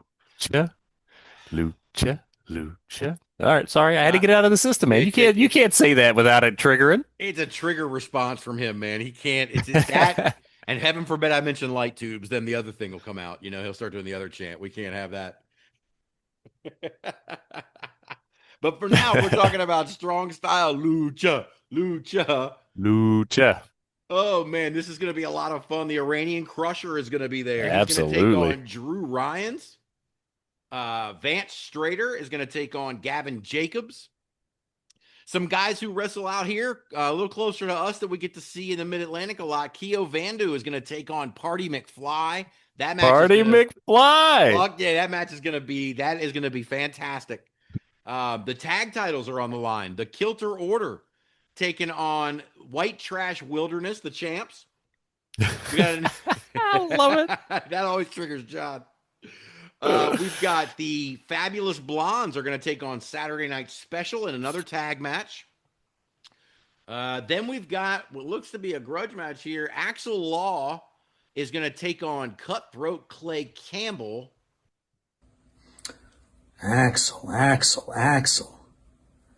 If you didn't want to be tag team champions, there was an easier way than blindsiding me and assuring your own destruction. Axel, you say you look at me and you see your next victim. I look at you and I see a man that never learned that a sleeping dragon is best kept that way. Axel, you got a murderous rage in you. You got a fire in your belly. And I want you to bring that to Strong Style Lucha April 18th. Because I want to see the look in your eye when you realize that it's not enough to save you. It's not enough to keep you from paying for your transgressions. It's not enough to keep you from being sacrificed on the altar of your sins. It's not enough to beat me. I've seen the man you are, Axel. And the World Heavyweight Championship doesn't belong around the waist of a betrayer. And Saturday, April 18th, Strong Style Lucha, I'll make sure it never does. Ooh, that was awesome. Was that a promo Dude, or what? His voice never raised at all. Who let the love child of Tommaso Ciampa and Dutch Mantel in front of a camera? That was amazing. Holy shit. That was fantastic. I love it. He talked me. If I wasn't already interested in this show, that would have done it. My. He's going to make sure he never does. And he whispered it, basically. That's the shit that we talk about all the time. Dude. He whispered it. He didn't have to. Scary good, man. We mark out on these promos, man. But they really do make so much. They make such a difference. They really are important. And speaking of that heavyweight championship, the champion, Nathan Aldridge, is going to be there. He's going to be defending against classic Chris Helmsley. And let's hear from the champ. See, people keep asking me what's going on. Is there an alliance? Is there this? Is there that? It doesn't matter. Keep watching, you'll find out. How about that? But as far as classic Chris Helmsley goes, it don't matter whether you're classic Chris, whether you're old Oscar, ancient Adam, dilapidated Daniel. What you cannot call yourself is champion, because that title is already taken, buddy. Bro, I want to be Dilapidated Daniel. My dad called him Dilapidated Daniel. That was short, sweet, to the point. Dude. That was great. Guys, this is going to be such a fun show. Again, if you're anywhere near Bridgeport, Ohio on Saturday, the doors open at 5:30. Bell time is 6 o'clock. Again, text 740-738-3085 for ticket info. Get your name on the list. Be at that show. I got two more for you here, John. We're going to go now to Primetime Wrestling. And I'm going to catch up on this one here because Primetime Wrestling run shows, it looks like almost every week, if not every week. And so this card is sort of evolving here. But the announcement is that this is also their first ever pay-per-view live stream. Saturday, Nice. April 18th, Primetime Wrestling Anarchy takes place at the Gilbreth Center in Lindale, Georgia. If you can't make it to the show in person, you can still witness the chaos live from anywhere. Get your tickets now at primetime-wrestling.com/events. The bell time for this show on Saturday is 7:30. It is 110 Garden Avenue, Lindale, Georgia. Front row, $15. General admission tickets are $12. Again, tickets at Primetime Wrestling, Primetime, one word, -wrestling.com. So let's see. So I've got some stuff on here. I see they just announced a match for this. Kyle Gunner apparently got his very first win last week at Primetime Wrestling. And it seems he's been all over the place talking a bunch of smack now like he runs the place. So they have hooked Kyle Gunner up with an open challenge. But this interview took place before they gave him that open challenge. So let's hear what he thought about his amazing performance in his one win. All right, Kyle. So it looks like there was a rollover in your match. Can you tell me a little more about that? All I can say is brains over muscles. Everybody in that locker room feels like they got to be buff and built. But at the end of the day, I picked up the win, and I'm on a winning streak now. I'm coming for the Primetime World Championship. I should be inducted into Georgia History Hall of Fame. Okay. So we're working on that. What would you like to say about how your match ended? Are you happy with that? It don't matter about how I win. It just matters when I get the 3 count. All right, 1, 2, 3. You heard it here on Primetime Wrestling.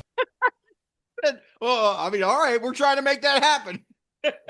That 3 count might have gone to his head, people. Just a smidge. He's ready for the Georgia Wrestling Hall of Fame, guys. He's ready. Hall of Fame, he's ready baby. for his induction speech. Woo.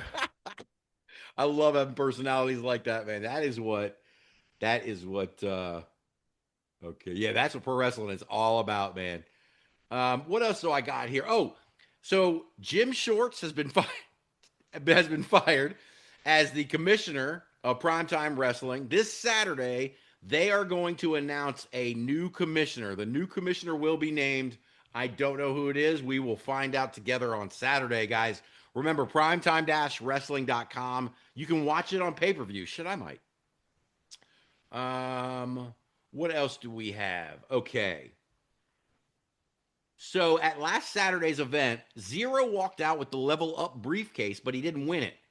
After AJ Black successfully climbed the ladder and retrieved the briefcase, he was viciously attacked by Zero and then Robert Blade. After the attack, Zero took AJ Black's briefcase and left. What will happen now? Possession is 9/10 of the law. Who should have the briefcase? AJ Black or Zero? Well, in the meantime, AJ Black this Saturday is going to take on Robert Blade to try to get a pound of flesh back after that attack. Let's hear from AJ Black. AJ, I could have sworn I seen your hand on that briefcase. I seen it. What happened? Zero's a little scumbag. He can go around talking about all the girlfriends he wants to think. He can go around saying he's going to do all of this. But Zero, you have now made me taste my own blood. My own family has yet to make me taste my own blood. And if you think you're getting away that easy, you got another thing coming. Woo! Coming for Zero. He is hot, boy. Yeah, man. My own family hasn't made me taste my own blood. Mm-mm. He wants that briefcase, man. He's gonna get it. And let me just say this before I go too much further. I don't want to go any further in this thing without giving flowers to the interviewer here doing the interviews. She's fantastic. Her reactions are like, oh my God. Oh, we did. Like, she's into it. And I think that really enhances the whole, she's selling these guys. I think it's so good. What else do we got? Oh, so I don't know how well this is going to play online, but John, I need you to see this so you can sell it to everyone else. An evil message. All right. A series of evil messages have been received. They don't know what's going on, but this is the message that they get, and maybe you can make some sense out of it, John. You tell me. All right.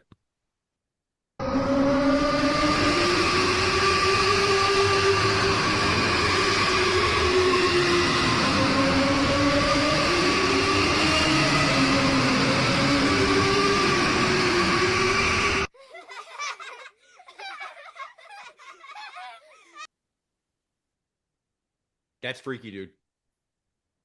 It's creepy. It's creepy as shit. And the giggling at the end made it so much worse. Made it so much creepier, man. Well, that's I think that's the second of the of at least two messages that I saw this week. So something Dude, it's wicked, creepy. I mean, no kidding. Yeah, something wicked that way comes. Something bad's coming. Check Oof. out this show on Saturday. It's going to be so much fun. I'm not even done yet. It's over. Annihilation did what many thought was impossible. They put an end to the nightmares in primetime wrestling. Now, no more mind games, no more chaos. The nightmares are gone from PTW once and for all. A statement was made, a chapter was closed, and now the question becomes, who's next? Oh, yeah, we got two more matches here, John. We've got the champion, the PTW champion, Johnny Chaos, is going to defend against Sean Clark after some shenanigans at their last match. Johnny Chaos is going to get a rematch in a lumberjack match this Saturday. Let's hear from Sean Clark and the announcement mid-interview from Sean Ambrose. Sean Clark, there's so much blood on your face. Can you, elaborate? Disappointment. That's the word I'd like to use at the moment. I should be primetime heavyweight champion. And I get it. I've done a lot of dirty things with the Mafia before. I get that. And I don't have any friends, and I don't blame them. I wouldn't trust me either. But I'm not with those guys anymore. I've set on a path of the straight and narrow. And I deserve, if anybody deserves, a fair shot at Johnny Chaos, because I had him beat. He was in the middle of the ring, ready for that 1, 2, 3, and I'll be damned if Bobby Hayes doesn't stick his nose where it doesn't belong. And that's okay. I'm the strong man. I'll persevere. But I just want a fair shot. Management needs to just give me that fair shot, and I will be a champion that primetime wrestling can be. Sean Clark, I watched one of the most brutal matches I've ever seen in my life tonight at primetime wrestling. And you're right. You've done some dirty things. And anyone else in that situation would have had the locker room cleared out to come save you from, you obviously don't know it, but Brutus also hit you. It was coming from all sides. It was the Peachtree Mafia at their best, because the numbers games,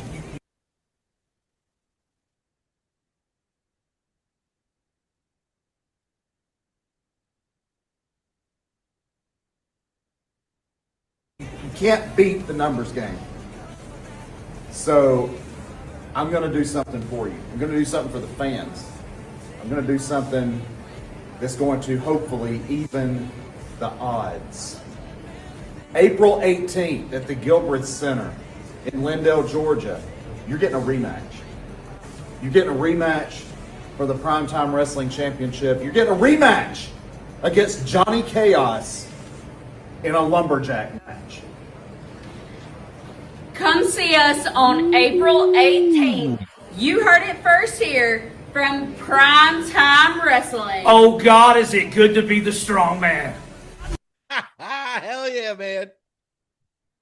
Sean You Clark love is me a coming for that lumberjack. belt. And Whew. yeah, you know we love lumberjack matches, man. Now Lauren will be mad at me because she'll think I'll be watching all the lumberjacks. But either way, man, it's gonna be Lauren, out. because he will. Yeah, no, I absolutely will. I want to go back and record this though, because I said he was the champion. I'm gonna put this in somewhere else later, or put it back in later.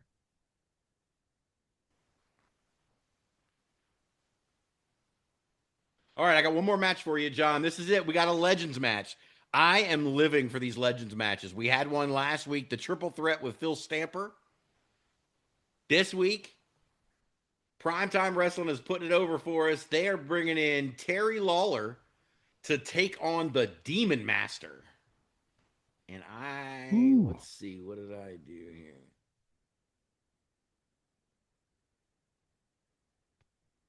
They're bringing in Terry Lawler to take on the Demon Master in a Legends match. John, that's going to be a lot of fun, too. This whole show sounds like it's going to be a blast.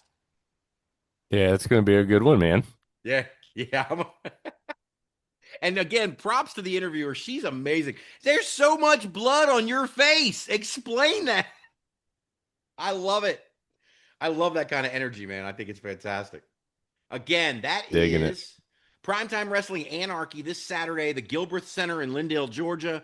If you can't be there in person, you can watch the live stream pay-per-view. It's only $10. Again, that's primetime-wrestling.com. Last show, John, and a good one. Our friends out at Pro Wrestling Epic, Lenny Mephisto and those guys are fantastic. We cover them. We've covered their shows before on here. This week, they're having the Epic 8 tournament at the Merchant Center in Abingdon, Illinois. It says Pro Wrestling Epic is having a special meet and greet at 5 p.m. before the Epic 8 tournament in the Abingdon Community Festival in Abingdon, Illinois. Come meet the stars of PWE on the Abingdon Community Festival grounds inside the Merchants Building.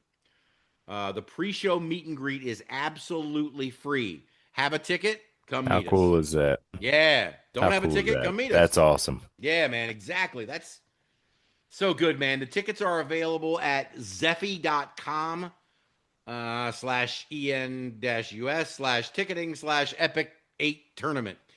You don't have to remember all that. Go to Pro Wrestling Epic's Facebook page and check out that link to get to the Epic 8 tournament this Saturday. They're going to have Big Lance is going to be in action. Brandon Beretta is going to appear. They're going to have a women's match. Noelle versus Sophia Rose, two performers we are very high on. And then we talk about the tournament. The Epic 8 tournament, 4 singles matches where the winners will advance to a 4-way elimination match. The winner will get this trophy, pictured in the Facebook post. I shouldn't have read it that way. Featured in the pictures below.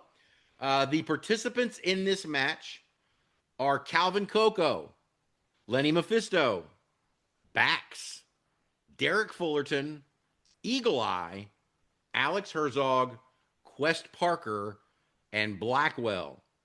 Who do you think will win? What are your predictions, John? Who you picking?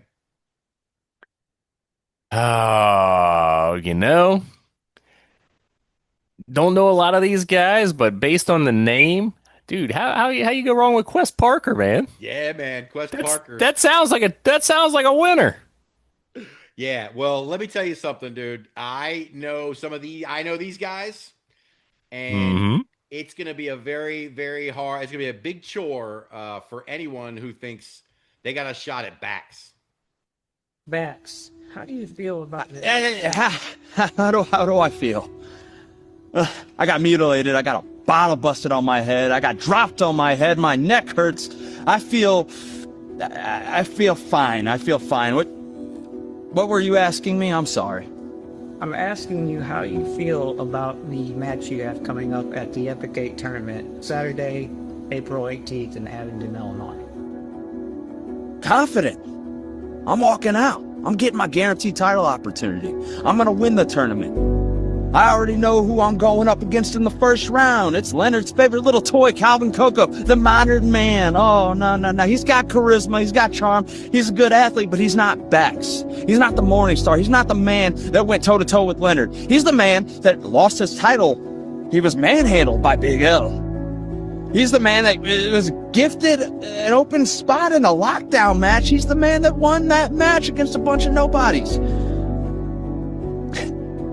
How do I feel about it? I feel like I'm going to win it. I feel like I'm going to take everything that's mine. I feel like the modern man can't measure up to the Morning Star. I feel like maybe we should up the ante. Maybe the modern man walks in there with his already one guaranteed title opportunity, and he puts that on the line. So when I stomp him, I got 2 by the end of it all. Are you modern man enough, Calvin? Ooh, thinking, Bob. Bax is thinking. Seriously, I man. like it. I dig the whole Dark Side of the Ring vibe, or with the producer talking to him. Like, that was also, we've had a lot of really well produced stuff for this week, and that was fantastic. That was great. But I'm glad he mentioned Calvin Coco. He's going to be taking on Calvin Coco, so we might as well get equal time, right? Let's hear from Calvin Coco. How you feeling, man? I'm ready, man. The Epic 8 tournament. Abingdon, Illinois. This is another opportunity for me to show the world exactly who the modern man is. Well, absolutely. Yeah. And I'm excited. You're taking on Bax. You know I can't stand Bax, so this is going to be more fun to watch you beat him. A lot of people can't stand Bax. I'm sure it won't be a cakewalk, but I'm going to take care of him. Then the next round, I'm going to take care of him. And then whoever I have to face in the finals, I'm going to take care of them. Because if I get that far, I might as well win the trophy, right? Well, exactly. Yeah. Who's going to stop me? Nowhere to go but up, right? No, nowhere to go but up. What's up, guys? Dude, I cannot wait for this Epic 8 tournament, brother. I got Herzog the first round, so you know how that's gonna go. It's gonna be rough. You got him. But I got him. I'm gonna overcome him. I'm gonna overcome my next opponent, and then I'm gonna overcome my last opponent, and then I'm gonna win the Epic 8 tournament. Gentlemen, I hate to say this, but I love your guys' enthusiasm, but you do realize there is a chance that both of you would have to face each other in the finals for the trophy. Just a little food for thought. Best of luck. Fella, what? Yeah, what?